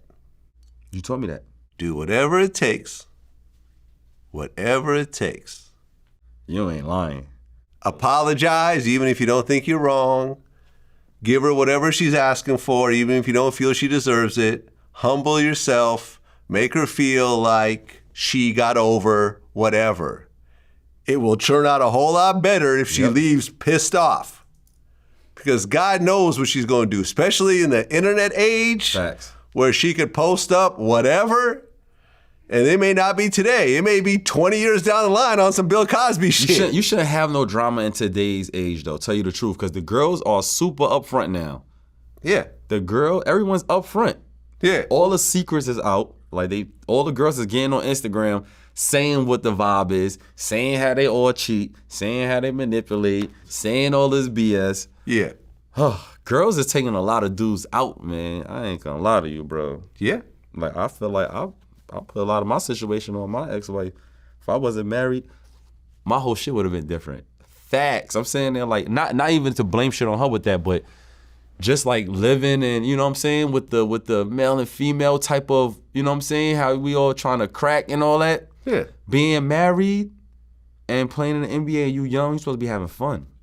Yeah. They supposed to be fighting to get into your crib. You know what I'm saying? Not nobody can't come to your crib because there's one girl over there. Nah, bro. Yeah. That shit hurt that shit took 10 points away from me each game. Just the stress of that? Just the stress of that, because it makes no sense. Why would you do that? Like, my mother and my father was trying to get me not to marry this girl. My Lord. Because you were how old when you got married? Mommy, daddy, I'm so sorry. How old were you when you got married? 22. That's way too young. Ugh. Yeah. That's disgustingly young. Ugh, I want to smack myself. Did you ever smack yourself for that, bro? I interviewed former NBA player Eddie Curry. You know what that is? Yeah, of course. Eddie Curry got married, I think, like fresh out of high school, but then got divorced shortly afterwards, but they had a baby. So for 18 years, he paid. Gave her money every month, paid for the kids' school, tuition, clothes, food, paid. Kid turns 18. She takes him to court. So you owe me 18 years of child support. He said, no. Here's my receipt. I paid for this. I paid for this. I paid for this. I paid for this. The court said, none of this was paid through the child support system or was marked specifically as child support. So all of that is considered gifts. So you owe like 1.5 million. And he had to pay it. Of course, if they get your black ass in there and your black ass got some money, they're gonna definitely make sure they do that. And yes, I do mean that. Yes, I don't believe that white people going through the same thing we going through out here with this child support shit. Like, no, I don't believe that. My jaw dropped. I said, no, come on. I mean, but it's not like you don't have receipts. They about to take $400,000 from me. I just got a letter last month. They took my ex-wife name off of it and they just put some shit with my kids where it's like, oh, with the child support, and they bringing it to the court, and I'm sure they probably already gave it to them. So I already know how that works. Yeah. But I don't have no fight for that. I can't even leave New York. I don't have no fight for that. They can have that NBA money. Like, that's not even on my mind. Did you hear? I'm broke, baby. I'm broke, baby. Did you hear? Did you hear what happened though? Like, that's not even like the most crazy story. That's crazy. You want to hear something crazier that happened to him? What? So he was married, right? And he was seeing this girl on the side that girl named Nova Henry. He was seeing her on the side. He ended up having 2 kids with her. His wife didn't know. But she kept it relatively quiet. But then things started kind of go bad with them. And she basically was saying, that she's going to take him to court for child support and everything else like that. So she gets a lawyer. Her and the lawyer start a romantic relationship. During the relationship, her and the lawyer get into an argument. He pulls out a gun and kills her. Oh, shit. With the baby in the house. And then he goes on the run. And he had never, Eddie had never even seen the baby yet. Man, so this dude having a rough one. Yeah. That's why. So people be looking at me like, yo, how you go through all that? I'm like, bro, I ain't. Could be worse. I ain't lose much. Could be worse. Bro, y'all talking about some money. Could be worse. Imagine telling your wife. Some NBA socks and a jersey, bro. Yeah. Imagine telling your wife, I got 2 side kids and I wish my I would have baby mother just got I should have went and killed. got me a real girlfriend when I was married instead of messing around with all the chicken heads. Yeah. I disagree because some of my teammates, they used to have a full girlfriend. And I used to frown upon that, like what the fuck are you doing? Like, you got You're kind of better off that way. You feel me? Yeah. Super better off. Yeah.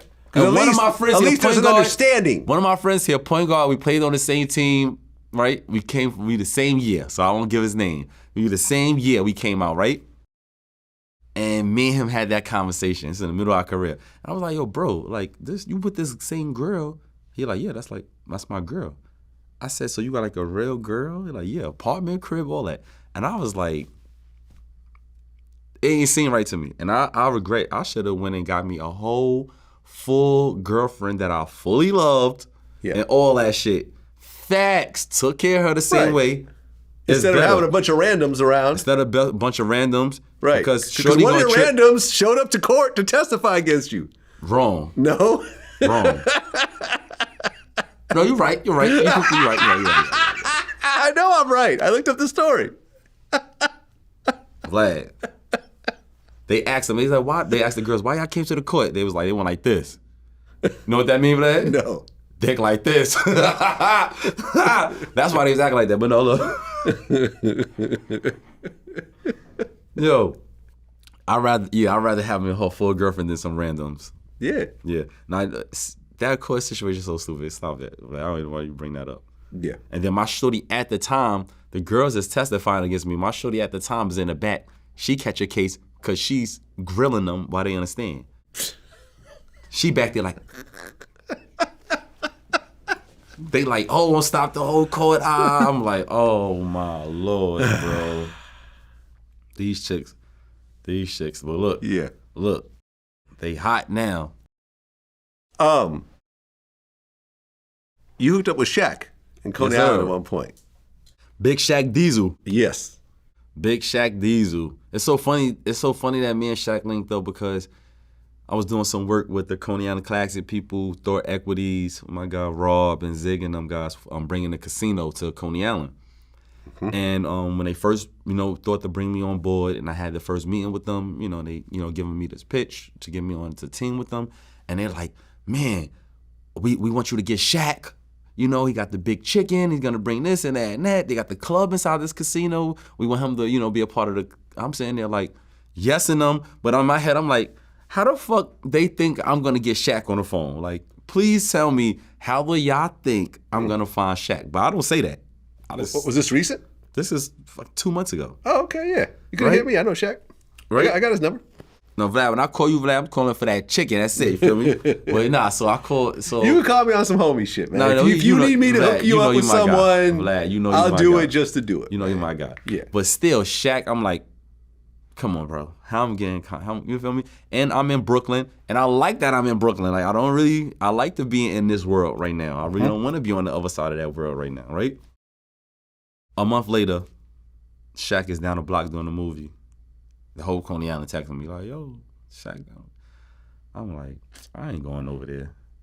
My brother called me like, you better go your ass over there and holler at Shaq. Soon I walked over there, this Shaq was like this, yo, come here. I walked over there, talked to him, took his number. Man, me and Shaq about to take over the world. Right. Big Shaq is the man. Shaq is really the man out here.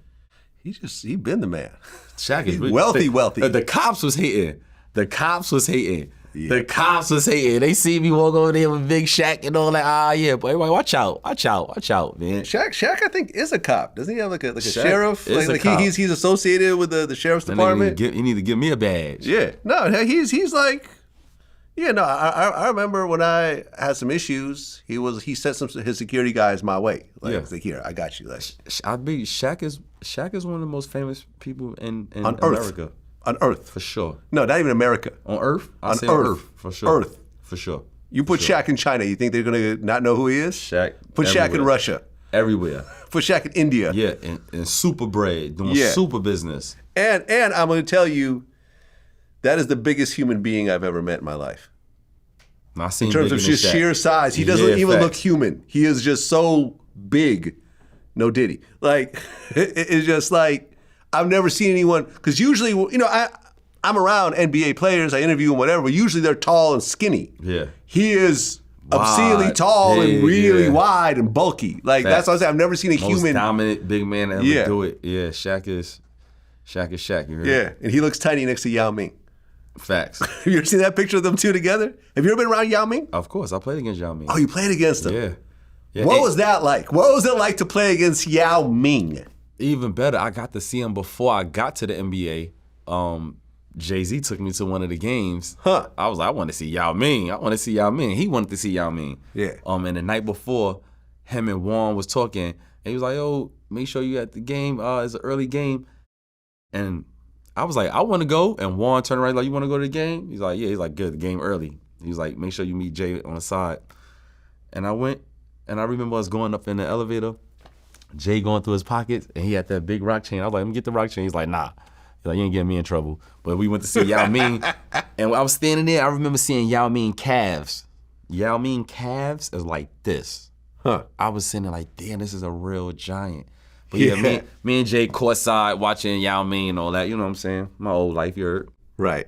But what was it like to actually play against him? Fire. And I played really good. I think I had a game with him against him and T-Mac. I send that to you. I can pull that up. Facts. In Portland. I mean, how do you stop Yao Ming? You can't. Yao Ming was a good player too. See, a lot of the young guys don't know. Yao Ming was a hell of a player. I know. He just too big to keep up, you know, his body for like a long, long time. But Yao Ming had a good career. Definitely was crazy playing against him though. You definitely, yeah, he was just slower than us, but you just can't get no shot over him. How big are Yao Ming? 7'6"? Jeez. And could shoot. 7'6". 7'6" and could shoot. 7'6". And could shoot. Remember Nate Robinson blocked the shot. That was fire. How much did he weigh? Let me see. 311 pounds. Yeah. That's crazy. Did you ever play against Shaq? Or that of course. I played on the same team with Shaq too. Oh yeah, we you're played right. Together in Cleveland, and I played against Shaq many times. So what? I really was in the NBA. Like, I wasn't like one of them dudes like half in the NBA. I was just they kind of be there, not really there. G League. Yeah. I really, really was in the NBA. What was the difference when you compared Yao Ming and Shaq? Oh man. See, Yao Ming had the finesse to his game. You know what I'm saying? Shaq ain't have no finesse. Shaq wanted to go through you. He was the bulldozer. Yeah. See, Yao Ming will go over you. Little throw, a jump hook. Yao Ming can shoot them free throws so good. Yao Ming was a really good free throw shooter. Shaq can't make free throws. So it was just different. It was more force versus finesse. But they both got the job done. Yeah. Yep. Diddy is still in a world of problems. The grand jury is happening right now. Word? Which means that he's definitely getting indicted. On what? We don't know. Jeez. It's tough. It's tough. I don't know. So I tell you what, 2024 has been very interesting. Yes, it has. Very interesting. Yes, it has. Very interesting. And that video didn't do well for Diddy. Oh yeah, when I saw that video. But like I want to be clear, bro. Like, no, let me shut up. Yeah, that video, yeah. Yeah? Yeah, but I don't know. It was a mess. It was an absolute mess, and I interviewed his bodyguard, Roger Bonds, and he kind of broke it down to me. And really what I got from that whole conversation was Diddy was on drugs all the time. He would just pop pills constantly. All these, him and Cassie would be popping pills together.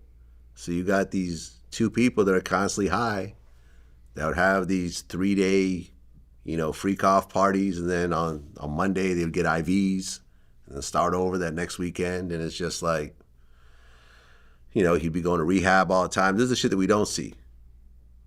Beating up this woman, beating up that woman. Like, it was just, it's a drug thing. Just like, we've all seen crackheads fighting in the street.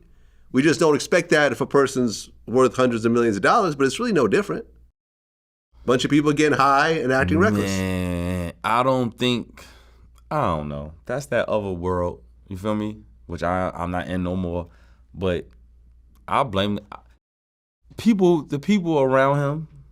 The people, that's like.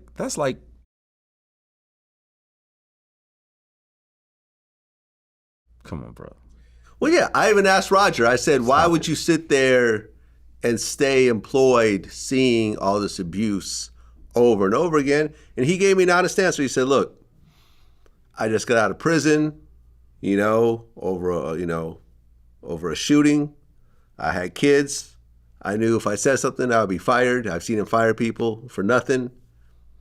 I had to stick around and, feed my family. And I felt, me being there, I would break things up, and I felt if I wasn't there, it would actually be worse. But hey, people need paychecks, unfortunately, and people have to look the other way when fucked up shit happens if there's no plan B. If your alternative is selling drugs, would you rather stay with Diddy and witness this abuse, or would you go back to selling drugs? I'd rather go sell drugs. Yeah. Because if I'm got to put, I don't know. Cause I don't. See, it's a tough choice. Selling drugs will put you in prison. No, I'd rather sell drugs than all that shit. Because it's like, once we putting, I don't know. I don't want to elaborate on it because then you feel me. I'm making them guilty because I don't know what they did and not do. Oh, we saw that video. The video's the video. That part of it. There's no. Part of it. See that part of it. That part of it. That's a couple fighting. Well, they're not really fighting. It's one person attacking the other. I agree with you, Vlad. You see what I'm saying? On VladTV and on interviews and all that shit, is everyone has to answer a certain way. We've all but had that type of shit is happening right now. So often. Yes. Right? Now, boom. Every dude is wrong for that, right? Mm-hmm. But I have got an opportunity to live long enough now, because I was super naive before. I got an opportunity to live long enough that I'm understanding that females would drive you to do that to them. Listen, and worse. Yeah, I've had abusive women in my life. So at the same time, I've had abusive women saying Diddy, and like, yeah, whatever, Diddy, whatever, you wrong, Diddy, whatever, do your thing. Y'all females, shut the fuck up a little bit. Just a little bit. Just a little bit. Yeah. And I don't want to be attacked by the females, but I just feel like when I'm looking on Instagram and I'm seeing, you see them, right? They put these fights. It's the girl going all masculine. Yep. And I'm like, they got to take some blame in that. Yeah, I've had abusive women, but when I saw the video, it's who knows what happened before that video started. Maybe I'd rather had smacked my fucking ex-wife like that than leave the house and go get locked up and lose everything. And I told the feds that. I would have did it over, I would have smacked the shit out of her, and I would have took that case of me throwing her down on that ground one time and kicking her ass one time, than me going to lose everything that I worked for since I was fucking 9 years old. So that's how I'm looking at it. I'm not looking at Cassie like a victim or not. She's a victim and all that. There's a lot of females out there victim, but them. I was with my wife for 17 years. I never hit her one time, right? I was in another relationship for fucking 6 months. We over there fucking. I'm over there like, you feel me? Yeah. Really fighting. You know, some women are really aggressive. I've had aggressive women. Yeah, I've had aggressive women. Really fight. Yeah. So like. And that happens. I feel you. But everybody's so soft. Like, everybody's so soft, nobody can't really say what it is. I feel you. And you got to also understand, like, and this is something you could relate to, nobody is forcing these women to stay. Cassie was staying because she liked the lifestyle. She was thinking that she's going to have a music career.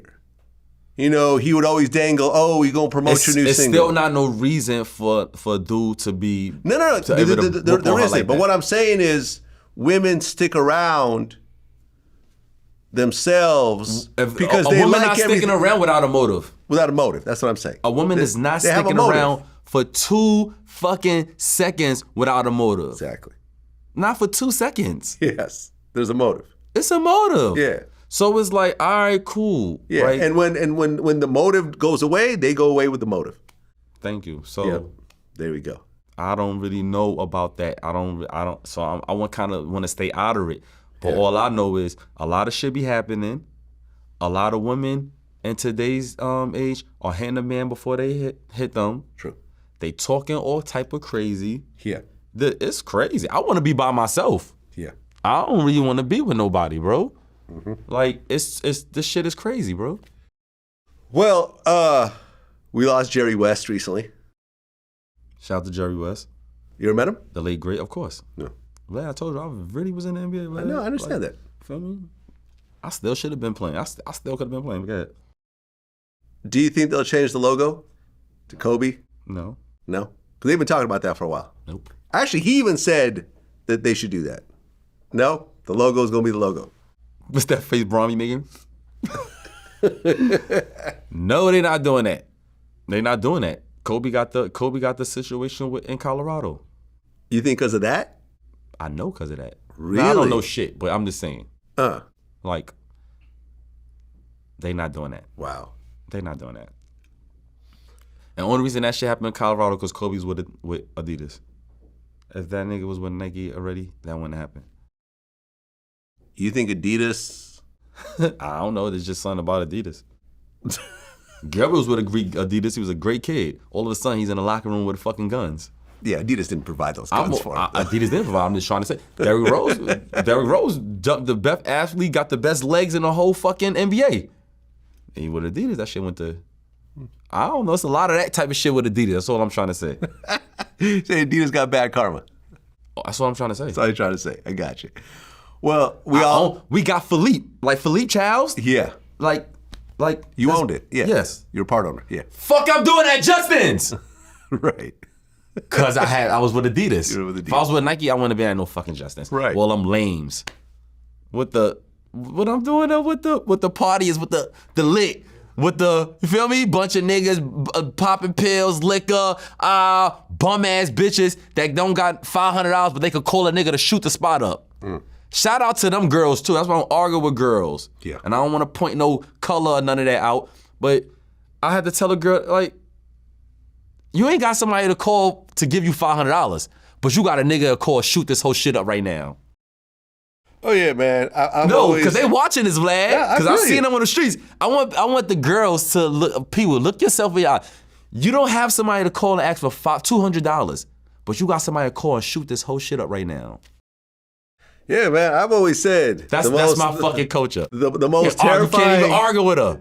The most terrifying words that a woman could say is, "My man will fuck you up." No man in the world want to hear that shit. Women argue, and I've been with women like this, who just go out in public, start arguing with dudes, and then you sitting there like, I'm gonna have to handle the fucking repercussions of this shit. Nah, like, you see, we got to be more Andrew Tate in the situation. My man Andrew Tate don't play that shit. Yeah. Well, then again, he's also facing all types of charges right now, so let's not forget that. And what's his charges? It's a bunch of shit. What's his charges? It's a bunch of shit. Like me and Andrew had a situation a while back, so I'm not going to speak on it. So I'm just going to leave it alone. I know he was advocating for men. Yes. I know his message is, right? Yeah. I don't know him, right? I know his message was, and I know certain shit he said helped me. So that's enough. There you know what I'm saying? I don't know what charges Vlad, because they had me up there. They said I beat the girl up. And then I recorded her saying I lied, and my lawyer know I lied. Yeah. And they still let her testify against me. Yeah. So fuck out of here about what the fucking charges is. I don't know what the charges is. Yeah. You talk about Andrew Tate. Shout out to Andrew Tate. He advocating for men. He don't want to see us all with our head down. He don't want to see the system let a woman fucking take our whole life. And that's a lot of dudes going through that right now. And chasing women. Like since y'all all see me in the streets, y'all all saying what's up to me, y'all all must see these interviews. Like, we not chasing a woman no more. It's okay to lose her. It's okay for somebody else to have her. It's okay to take your time, go get somebody else. Shout out to every dude that's chasing a chick right now, because I've been in that position, Vlad. Yeah, we all have. And I'm that dude. We all have. But not doing that, because that shit have just messing dudes up out here, bro. Oh, Gilbert, he said, I remember in our last interview, that when he goes out with a new girl, he'll make her pay for dinner. And if she asks if he has other girls, he'll say, yeah, I got 5 other girls. He'll make it hard because he already knows that he's the prize. You know what I'm saying? He makes the woman work for him, work hard to convince him that she's worthy of his time. I don't even got time for that. I'm not even going out. I'm really pimping out here right now, Vlad. Like, I'm not doing none of that. I'm jaded, tell you the truth. And I'll be telling to the movies, just straight to my house. I'll be no, not even that. I don't treat females like that. If any female around me, I treat like you know what I'm saying, like she my wife. But I'm not doing all that right now. I'm too jaded. Even if you got that look and that feel like, oh, we gotta go to Philippe and all that, I'm gonna be like, doses. Stop it. Well, we also lost Hall of Famer Bill Walton. Yep. You guys met? Absolutely. Yeah. Vlad. That's a legend right there. I really was in the NBA. No, I know, Vlad. but not everyone meets everyone. That's all I'm saying. What you talking about, Bill Walton and Jerry West? You're not playing 10 years in the NBA and you didn't meet Bill Walton and Jerry West. Got it. Stop it. Got it. Bill Russell, Larry Bird, Yes. Magic Johnson. I played against Reggie Miller. Like, I played against Reggie Miller. He had 41 on us in Indiana. That must have hurt. No, I was like, yeah, 3, Reg, that's what's up. When he went number 31 and shit, I was all for it. I was mad. Michael Jordan retired before I got to the NBA. Yeah, that's why I heard actually, I heard that was the main reason why Kobe went straight from high school to the NBA. Wow. Because he wanted to play Jordan, and he didn't want people to say, you good, but you never played against Jordan. That was like one of his missions. I can't wait to get that serious about something again in life that ain't got to do with my kids or something like that, bro. I never took nothing that serious, Vlad. Really? When you were in the NBA, you weren't taking it serious? No. Really? I can't. What about in high school? No. Really? So it was just a natural talent? I used to go to school. When I was in school, I wasn't thinking about no basketball from 7 in the morning to fucking my last class. Right? We was running around being kids. After I had home school, I went to practice for an hour and I went my ass home. Who do you know that had that kind of drive in the NBA? That was just all basketball. Kobe. Kobe. And a lot of dudes, they eat, sleep, live basketball. A lot of people eat, sleep, live doing interviews or doing with a lot, but I'm not, I can't do that. And so many people grab from me. I got so many people like in my life that grab a piece of my life that I can't even like, you feel me? I wouldn't have been able to recover right now, Vlad, if I was like that. I'd have been saying that, I'm not an NBA no more. And I'm sitting here like, fuck the NBA. What y'all talking about? I'm not an NBA no more. And some people would have been like you said, girl, they depressed 4 years? Yeah. No. Yeah, that's why I remember Nick Young. Life too good. And they got money. Yeah, no. And depressed, Vlad. No, I got you. I got out the NBA. I was short 400 M's I supposed to make. In depression, I wish I would have got the chance to go into depression and told me I'm not an NBA. I was so happy to get away from the NBA, that conversation, start over. So now when you see me, you judging me based on my morals, what type of dad I am and all that, not what type of stats I got. Fuck out of here. Yeah, I remember Nick Young was telling me how like Kobe, when you would join the team, he would test you. He would like call you up middle of the night, have you meet up at his crib at like 6 a.m. and just see if you were on time, if you would answer the phone. And if you weren't 100% committed, he'd get you the fuck up out of there. I believe that. You know what I'm saying? It was like, and that's why like people like him and Gilbert feel that he didn't like Smush Parker, because Smush probably wasn't as hardcore as he would have liked. Probably called him up in the middle of the night one day and he was like, I'll see you tomorrow. Okay. Yeah. We're done. I could have got like that about basketball. I was real close. Yeah? I was real close, yeah. Facts. If I get my little problems when I first got in the NBA and I get my first little contract, I would have been that way. The money didn't motivate you? Knowing that if you got that way, the money would probably follow? Hold on.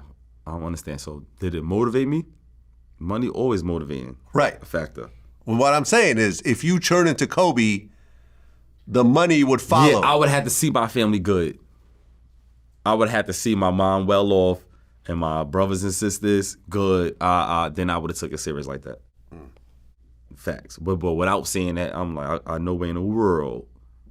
No way in the world I was giving them my all. Yeah, listen, man. I mean, different. I will play my hardest. Yeah. But I'm talking about where my heart and my mind is. Nah, stop playing with me. Y'all ain't doing that much. Now maybe if I'd have got one of them contracts, that I would have focused on that, and like, my team better be worried about basketball. Everybody better be drinking water. Nobody go out. Nah, we ain't doing that. You ever seen Kobe in the club? Never. Sheesh. Kobe had them chicks though. Yeah? Yes, he had them chicks. Yes, because I'll give y'all another Kobe story with the chicks. Shit, Vanessa ain't watching this. So yeah, my ex is in her, the little go out group with Emily and Piari and all them girls, whatever. And yeah, so it was this one chick in the group, I won't say her name, and she was the baddest, right? And she was a friend of all the girls and all this. And then she comes to LA, she's staying at my house. They all staying at my house in LA at this time. I think it's my ex-wife's birthday, right? And we playing against the Lakers. And she at the game with us, and then we ain't see her for 8 months. We ain't see her for 8 months. And I was like, yo, where is this girl at? And when she popped back up, yeah, she was living at the Palazzo right there, across from what's that mall out there in LA? What's the shopping mall outside? Beverly Center? Huh? Beverly Center? No, the Grove? Center. The Grove. Yeah. Kobe snatched her. Kobe must have been shooting a free throw like, she bad. Kobe had them chicks, but he wasn't in no clubs. He doesn't have to be. You know what I'm saying? You gotta live though, bro. You gotta live a little bit. I'm not a clubber either, but you gotta live a little bit. Like Bron have a good time. LeBron, it got the Kobe mentality. Well, I never thought about that. LeBron is exactly what I'm talking about. He eats, sleeps, lives basketball, but his mind and heart into that shit. You could see it's in his family at the same time. You could see it's in his kids. You could see it's into other shit that he wants to do. He was at the Kendrick show. Facts. He's always listening to hip hop. That's what I mean. That's what I mean. I'm glad I'm able to, say that because it's feeling like I'm trying to shit on the Kobe mentality, but the Mamba mentality, I'm not. I'm trying to say you still gotta live though, and they never gonna give you enough to give your whole life to that shit. Oh yeah, no, I remember Gilbert told me the story on camera, where his teammate Karen Butler. Is it Karan Butler? Yeah. He was telling me about his teammate Karan Butler was having a house party, and he invited Kobe. Kobe showed up with his security and made everyone leave the house and wait outside of their own party while security checked it out. And it was literally waiting outside. Karan is outside of his own home. See, he didn't. It's just a different level. Nah. Kobe would have been good in the streets. Y'all bugging? Kobe Bryant would never need security. Like in the real streets? Yeah. Like you think the Crips and Bloods would bother Kobe Bryant? No. I promise you they won't, bro. No. They be like, damn, cuz, I was just gang banging, I see Kobe, I'm chilling. Yeah. We just had a whole event, right? We did M1 came to Coney Island yesterday, did a whole event, right? Oh, okay. So one of the VPs she's sitting there talking to me, and I'm like, do you understand the effect of this what we doing? They like, no. So I point to my friend Beepo. That's a gangster right there. He's all the way on the other side. I said, this is a full gangster. He's sitting over there eating ice cream. They had Mr. What's the ice cream guy? Mr. Frosty? No, not Mr. Frosty. Damn, man, I can't give him a shout out right Robbins. Now. Oh, Mr. Mikey. Mikey, yeah, got the blue ice cream thing. But whatever, They came to Coney Island, got the best ice cream in the world, like 7 flavors, crazy. But yeah, got gangsters out there eating ice cream, living a little bit. So that was fire. That's what it is, man. Sebastian Telfair, always a pleasure when you coming in, man. Vlad, you my guy. Of course. Sweetos, y'all already know. Check That's right. On the chain. SweetosOfficial.com. Yes. Oh, look what I got on the chain, Vlad. Dual Authority. Y'all look up. I want y'all all make sure y'all look up dual authority and what it mean. That's what y'all got in y'all. Y'all young kings that look like me, y'all got dual authority. You know what I'm saying? Y'all go see it. And shout out to everybody that's going through something, right? Right. This is a message I want to leave people because I gotta say this, Vlad, because people really look at your platform, Vlad. Y'all can't shit on nobody that's going through nothing no more. You know what I'm saying? So when your homie going through something, y'all gotta support him now. Because he got the right to say, I just seen Bassy go through that. Yeah. And Bassy went back down here and he going back up. You know what I'm saying? So you could go through whatever you going through, dust that shit off, and then keep going. You know what I'm saying? So that's what it is. Hold your head high, you heard? Till next time. Till next time.